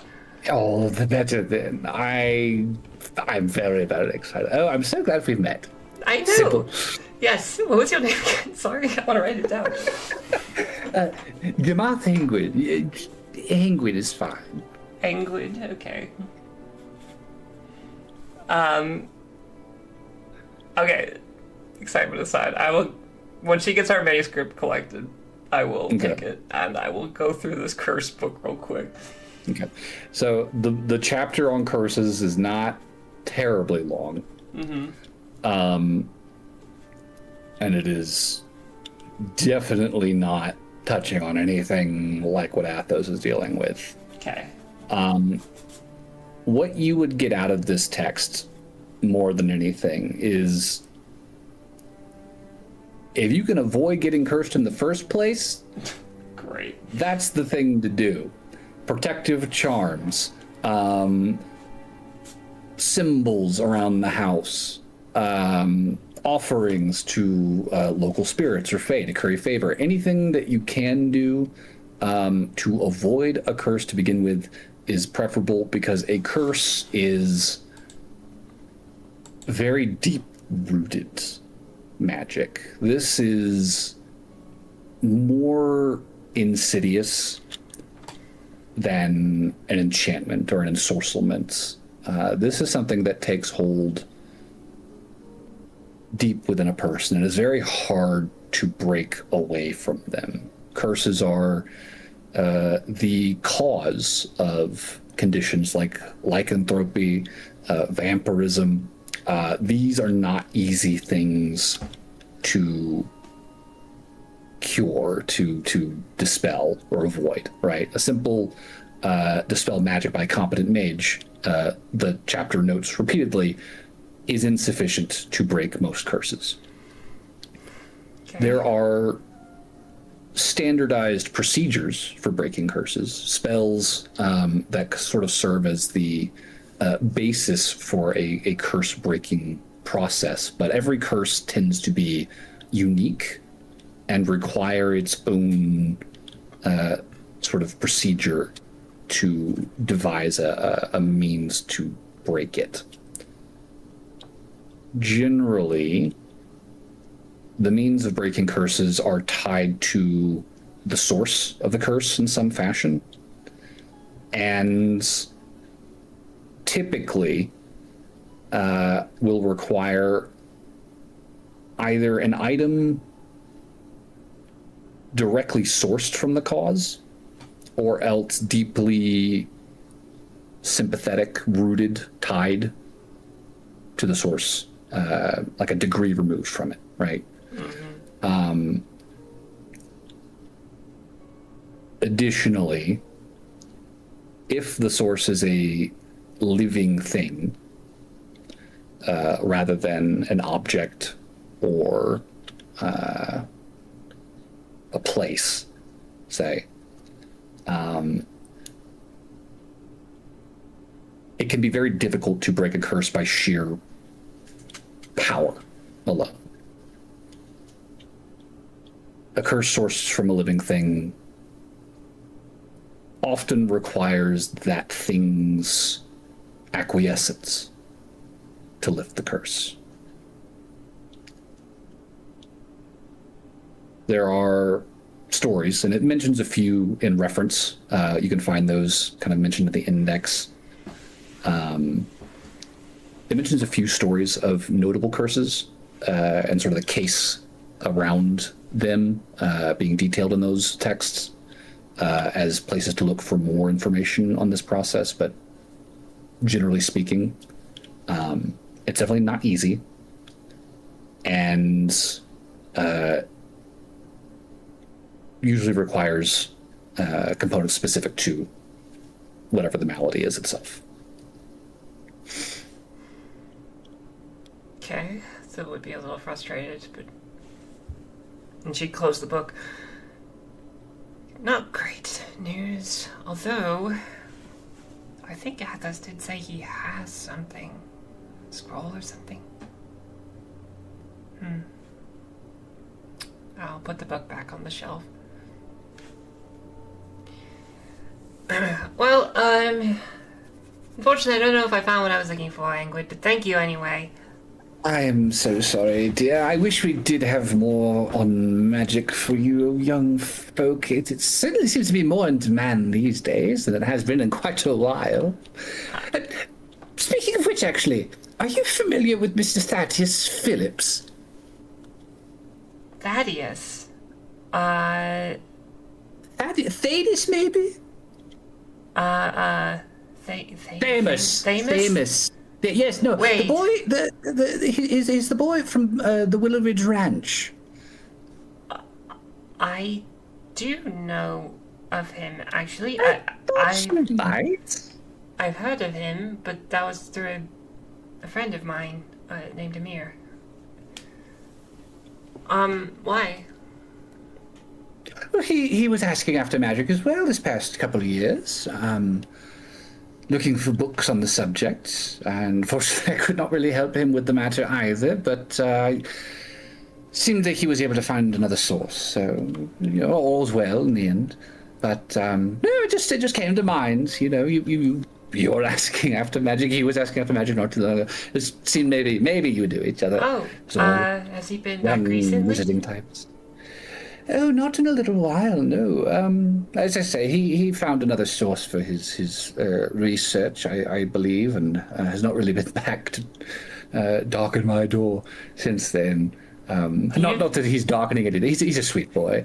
But no. I believe that he... I heard he left town recently, actually, before winter set in. Had a teacher or some other that was tutoring him in the arcane, and I believe that they set off on a proper apprenticeship this past year. Yeah. On account of he finished his schooling. Yeah. So it's just the rest of the Phillips family back at Willeridge now. Right. Yeah, that would be Amir and famous. Yes. Okay. Well, thank you for the information. Good to know. Thank you for the manuscript. I'm very much looking forward to reading this. I am very, very hopeful it's a positive review. But be honest with me, I certainly don't want to send this to a publisher just get laughed out the door. I will be as honest as I feel is necessary. Quite prudent. I can certainly respect that. Well, so, yeah, it was a pleasure to meet you. I'm so glad you came by. Angwin, thank you. Absolutely. Next time you're in town, please come back. I would love to sit you down for tea on a day off. Last question. Unrelated to library things. Do they have like a little stuffed animal of the movie? Oh, there's a few places that sell movies around here. Yes. Okay. I'm gonna go look for one. It's so cute. We poke her head out the front of the library and just point out a couple of stores like in the corner of the pavilion. It's like, oh, you can certainly find them there. They both sell them. There's a shop over there with the candy sells them. Okay. And they're everywhere. Well, Sybil doesn't need to go buy adult literature now because she's got the very best in the town, I'm sure. So I'm gonna go buy a movie. And I will head back to the inn. Okay. You grab yourself a stuffed animal. It is as accurate to the image on the sign as is possible, which is to say deeply un-cow-shaped. But I love my goofy little not cute cow. in its own twisted little way. And you head back to the inn. I think Arrington... Reese would have made it back by then. Athos and Kiko as well. So everyone would be assembled by the end of the day, and the sun is beginning to set as you converge on the Longhorn Lounge. Reese, I found a movie. Isn't it cute and kind of messed up? Cute is one word for it. It's definitely unique. None of the limbs are the same length. Besides the point, I actually bought a movie picture book. How fun! You asked me to look for movie merch, so this is what I got. I felt like that would be better than a poster, because we wouldn't really put the poster anywhere. No walls to put a poster on. And we also, Arrington and I, also got you another book. And I think he'll just actually, halfway through that sentence, Reese is going to hear in his head, because I'm assuming that's selective. Shut it. Did you? I think in the head, Reese will come in. Did you not want to give her this book? Not right now, no. Actually, you got what? We actually went by and we got a huge bag. We met a guy at a bookstore named Stark. Yes. And he wants us to deliver these books to his brother Govin. but you can read them on the way. There's probably how one of them exciting. sappy romance novels in there. That's a lot of books. Should we maybe look into getting a cart? Well, I did tell him that we were limited by the horses, so.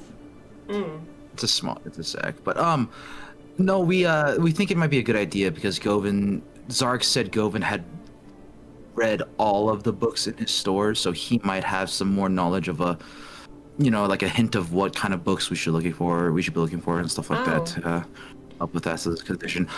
But another interesting thing I found, I bought this well, we were given more like this stage play kind of fiction book based on an old story called The Last Duel. And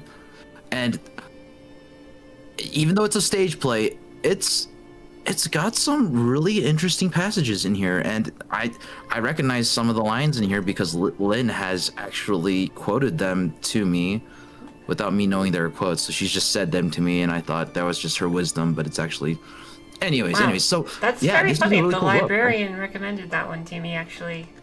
And I actually ended up getting a similar thing.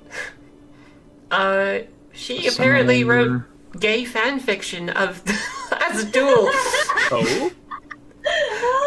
And she's currently working on it. So we both sort of got a copy of it in different ways, really. I wouldn't say they're equal. I mean, similar topic, but same characters, same vague story. Equal, yeah, right? They got the same players. Different, same characters, probably different story, a little bit. Got to make some alterations. Hold on, real quick. So what you're saying is that you got a book that's that book, but horny and gay. Yes. Same difference. There's a little difference. Horny, you can still be gay. But yes, I guess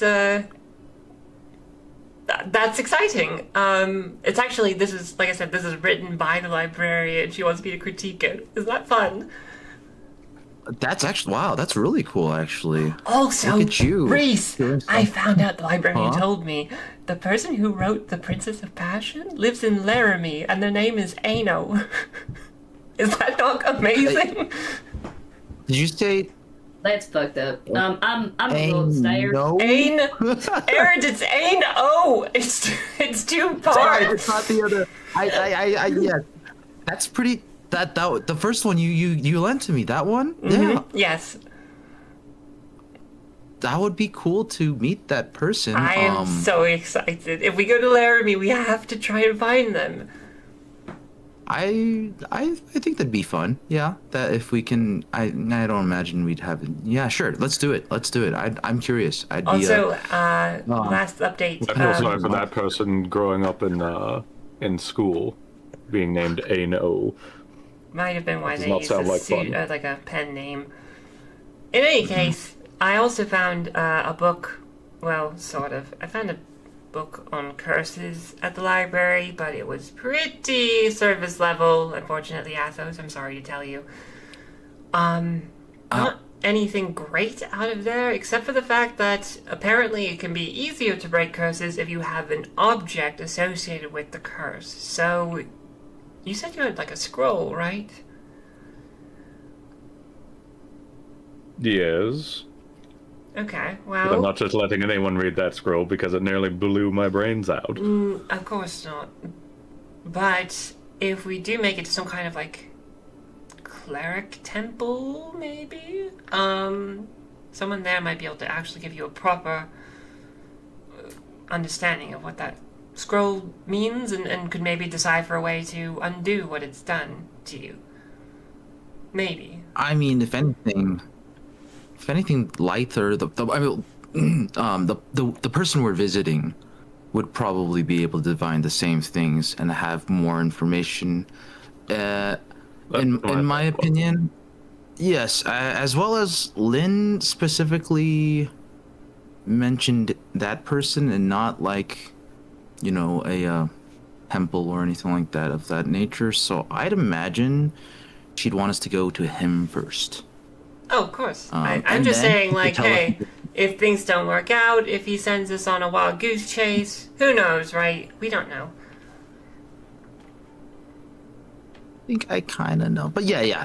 No, backups are always helpful. Yes. I actually, on that note too, I tried to find something at the bookstore, but just probably like how you found the library, they did not have very much, if at all, kind Not of a lot of around that magic nature. literature in this town, it would seem. It's a bit strange. No, I think nonfiction's not really their strong suit here, but the shopkeep directed me to The Last Duel, and this is actually pretty. There's some parts of this that are pretty interesting, so I'm gonna spend some time reading this. Yeah. But if you'd like to read, I can lend it to you too. Yeah, after you're done, I'd love to take a look at it. We can swap stories. You can read the gay one while I read the regular one. I'd actually prefer to read the regular one first. You can do yours first, and then we'll swap. Yeah. That sounds like a good idea. Yeah. Okay. Oh, and I did talk to Alfie, by the way. She's not doing great, but I think she wants to continue. You know. Yeah. It doesn't surprise me that she's not doing great. That was a pretty heavy conversation. It was. But yeah, I think if you're there for her, we'll be okay. Yeah, if you need us to do anything, you need me to do anything, let me know. Just I want to help supportive. wherever I can. I think it's best we can do right now. She's going through a hell of an experience, and it just feels like it gets worse every time we learn something more about it. So, best thing we can do is just be good friends and make sure she knows that we are with her every step of the way and we've got her back. Agreed. Yeah, agreed. Well, is everybody else in the party kind of done what they needed to in town? All we need is just rest and then head out. I need Alfie crack time. of dawn. Ah. Eric, No, talk with Alfie. Yes.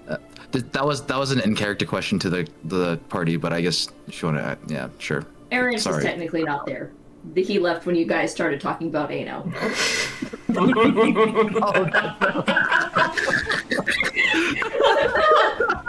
No. Why did the Don't spell that We have a Barnaby in the group. Only person with a southern accent. Oh god. Yep. I would probably hop into the bookstore and just browse, generally speaking.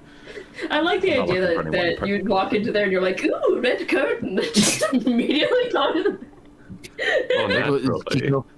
Tico following you in here too. Chico, this one has pictures. Oh, we've done that. Haven't done that. We should try that. Gods, this book is thick. Immediately There's so found the many Karma options. Sutra. Done that. Haven't done I don't that. know if I'm flexible enough to do that one, but I want to try it. I feel like, no, but if he buys it, think about it. You can put little check marks. Done this. Oh, need to do that circle. Done this. Oh, I like this one. Circle, circle, circle. This looks really interesting. Let's try this next. Yeah, that's fine. If you want to bookshop Agathos.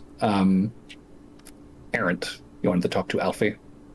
Yeah, Eric will knock on Alfie's door. There will be no response. Alf, if you don't answer the door, I'm coming in anyway. There's no response. I'm going in anyway! You go inside, and there is no Alfie inside. God The window was damn it. Stick my head out the window. There is no Alfie on the ground, Look up. but there are no boots on the edge of the roof. Alright, we're doing this. My stupid high perception's gonna assume that I see this. Yeah. I assume Alfie has not moved then? Aaron's turn to climb up. No, she has not moved. Okay. Yeah, you can climb up. Aaron will plop next to Alfie and say, well, I got you a couple things, if you want them. What? I got you a couple things if you want them. You didn't have to buy me anything. I mean, I didn't have to, but, you know, it's gonna make your life a little easier down the line when dealing with Sybil. What do you... He holds out the book that he bought and says, I have the exact what happened in this book. You can give it to her and y'all can talk about it. Oh. Oh, okay. And he'll give her the lowdown, the character names, all of that jazz. Okay, yeah. If you were insistent that Zart give you the blow by blow, then yeah, he'd give it to you. I also went and got you. Well, I don't know if you want me to. He just pulls out like the bear hat. Okay. And then he'll also pull out the little gray cap and say, if you'd like, I can sew this into this. Apparently you can alter your look with this one. If you I think you would see her instantly frown when you mention that. Or I could use it to hide my horns, I guess. No, it's fine.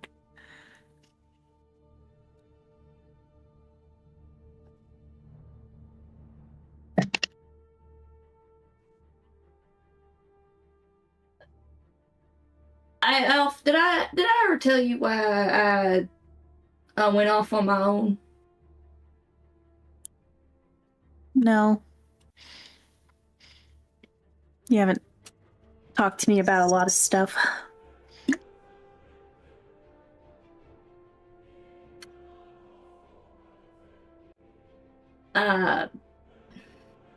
You don't have to talk about it if you don't want to. Nah, I'm trying to. Sorry.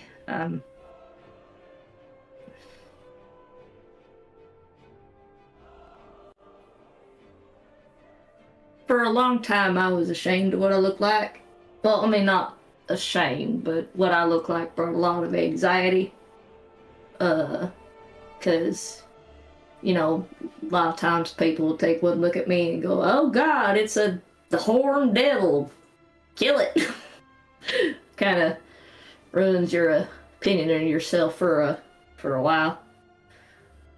I think Alfie would put a hand on your arm when you say that.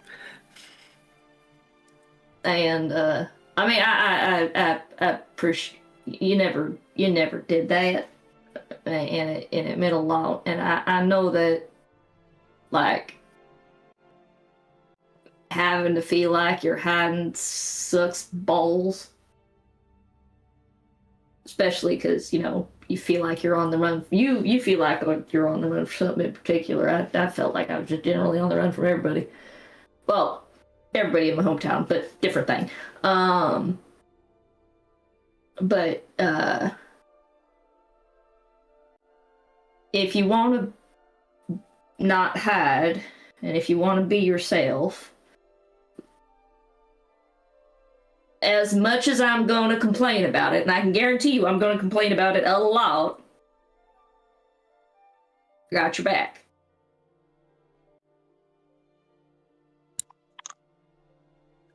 Okay. Because again, a lot. I'm going to complain about it a lot. You always complain. What's new? I'm glad you understand. And I know doing this, and he holds the gray cap, sucks ass. And it's mostly whenever we're in town, and I guess it's gonna be two of us wearing a mask on that one, eh? Yep. But I mean, there are other uses. As I said, he starts like putting it away. But I thought this was cute, and he hands you the bear hat. And I got you a pom. I thought I could put like a button or something so you could have this be the tail. Is it like an actual bear hat?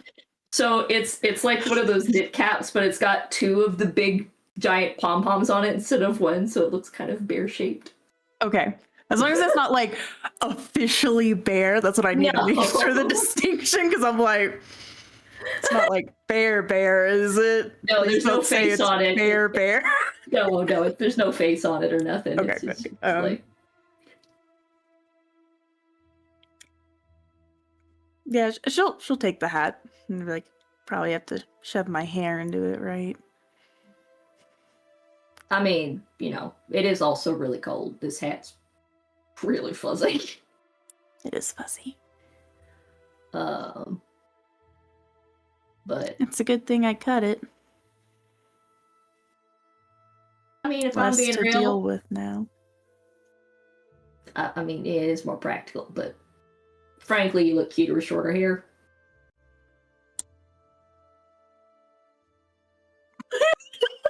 Went suspiciously.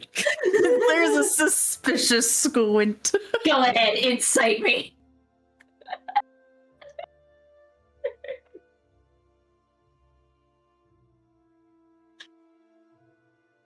I rolled another nat 20. He is being 100% genuine. He gave you a lopsided smile. Oh,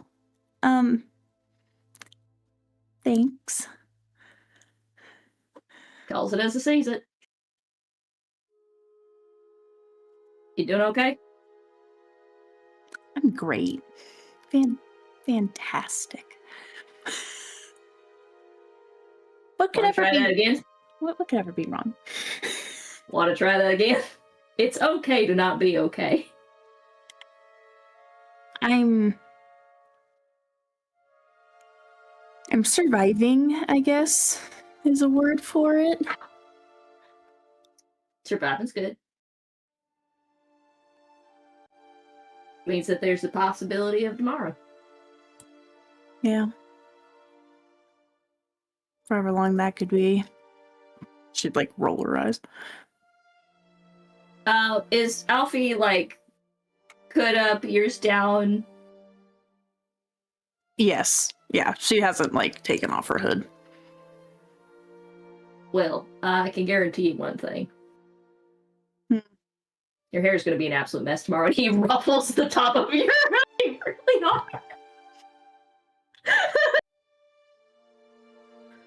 I think she'll smack your hand like, stop it. Do you know how long it takes to undo that when you do that? I mean, I have no idea. I got like no hair. And what are you going to do? Throw a snowball at me?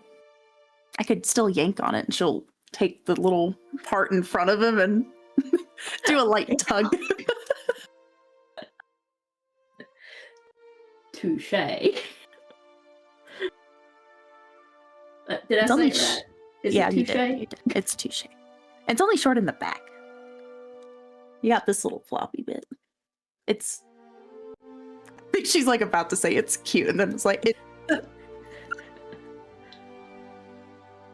Yeah, I tried to draw it long in the back at one point, and then the horns get in the. This is the easiest one to maintain, and at least I can then he pushes it back between the horns. Oh, you look so dapper. Yeah, I look like an asshole. You are an asshole. Yeah, but now I feel like one. I promise you it's gonna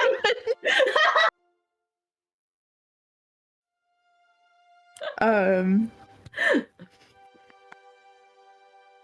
I'm just kidding. You're not really like an asshole. I just like to say that you are because I think it's funny. Aw, thanks. See, and that was okay.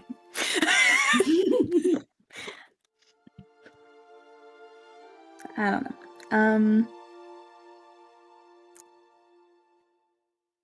I should probably dye my hair though, right?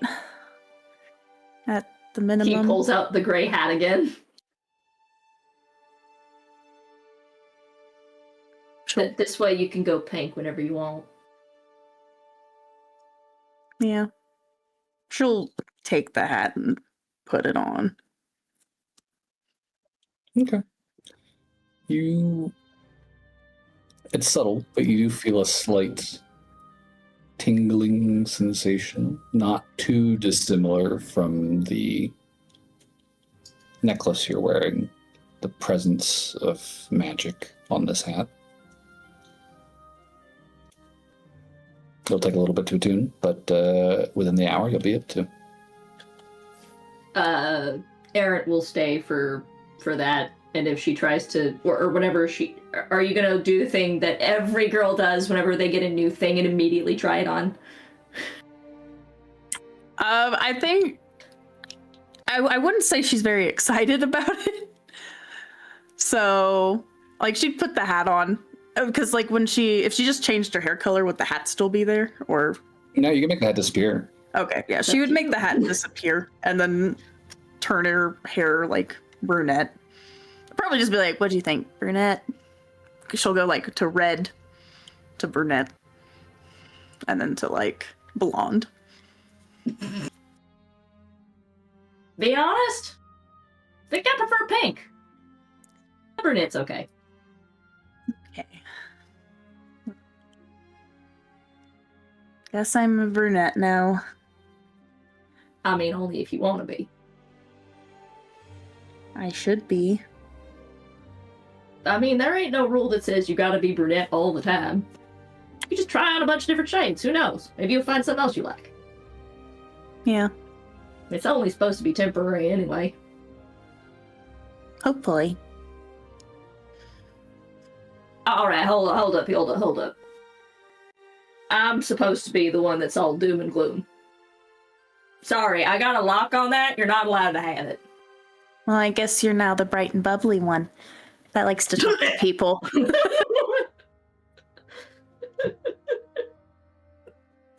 Oh God, you mean I gotta act? Elf, don't do this to me. My heart can't take it.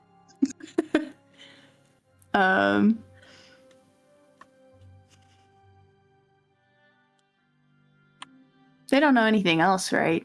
Just the hair color. I mean, that's all that we were told. I mean, I could just go bright pink and she would do this like neon pink. No, That's too much. That's too much, isn't it? She'd like look at me like, oh God. No. Yeah, I mean, I'm sorry, like, don't get me wrong, your pink hair, like, frames your face nice and it makes you look all rosy and stuff, but that makes you look like you got, like, sick. What if I do like a really light pink? Like it's almost blonde but pink? And he looks at you like, show me. She'll change it so it's like really faintly pink. Like a strawberry blonde. Yeah, like a strawberry blonde. I mean, it looks good on you. Do you like it? I don't know. I don't really have a mirror, so She's like pulling her big piece of hair and looking at it. It's like sunset, the light is shifting dramatically, and it's like, it's hard to say.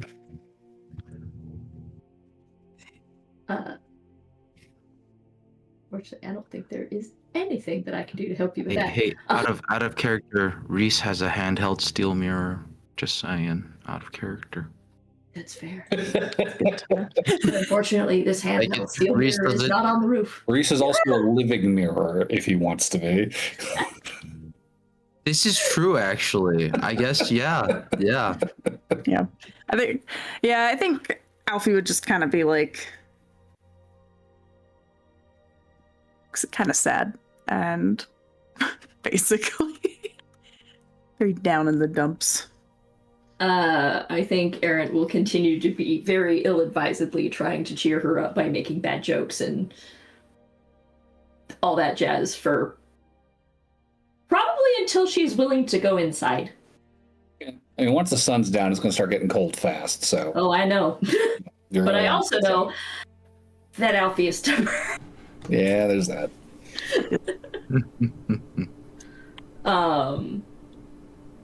But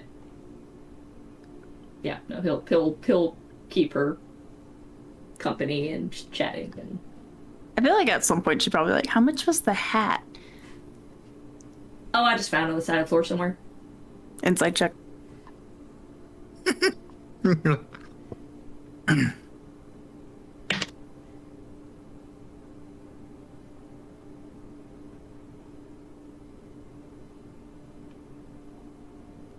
$18.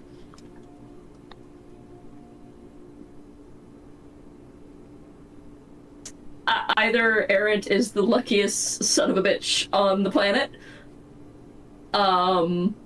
or he's probably not gonna tell you. I got a dirty 20. This is magic. Magic's expensive. I mean, everybody makes mistakes. I drop shit all the time. I mean, look, it's practically the color of the ground.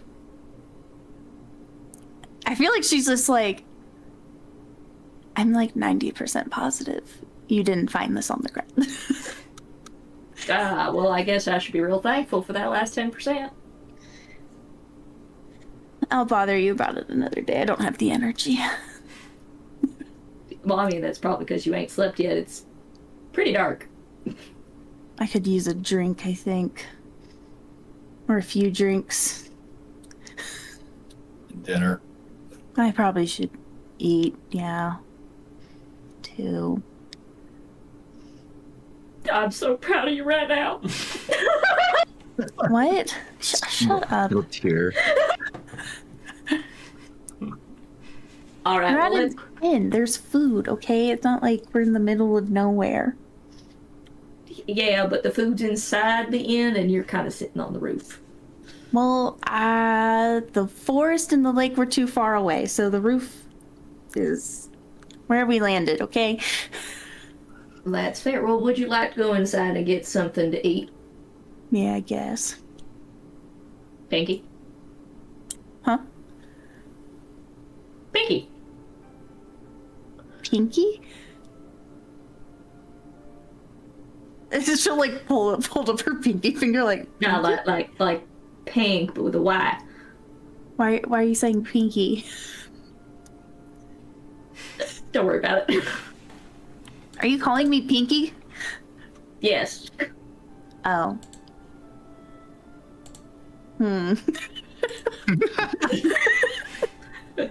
Aaron is wearing a shit-eating smile, like, what, you gonna do something about it? I could push you Go up off the third the story. roof.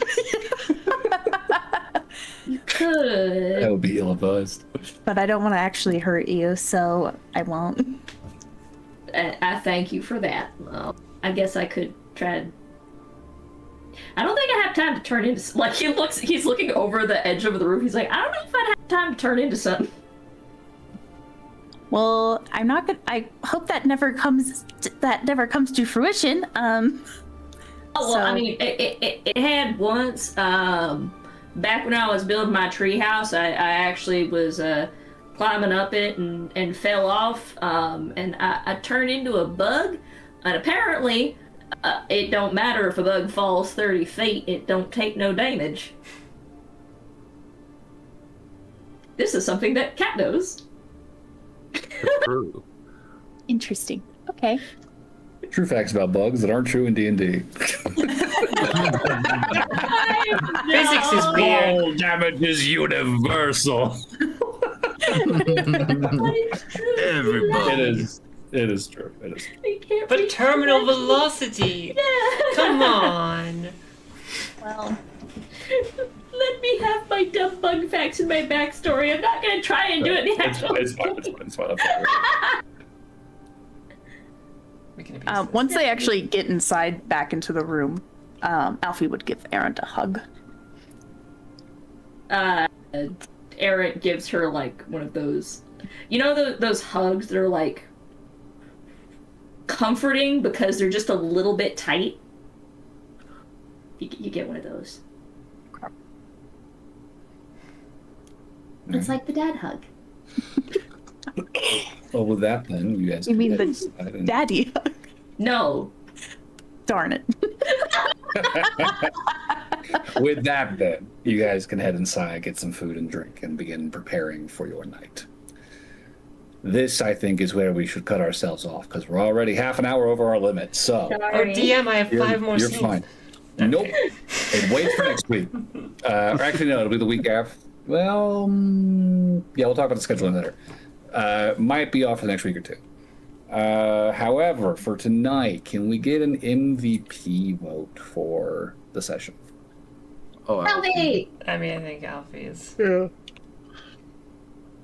the go-to. Alrighty, Alfie, if you have inspiration, hand it out to someone else, and if you don't, enjoy it. I feel like nobody needs it. I don't think anyone needs it. Yeah. Then it fizzles. Sad. Anyways, good session, guys. Yeah. We went to Marble Butte. We had some adventures, shopping and reading, and yeah, nothing else happened. One big old lore dump. Yeah. Oh yeah, that happened. Big old lord. Big lore dump, yeah. I will stop the stream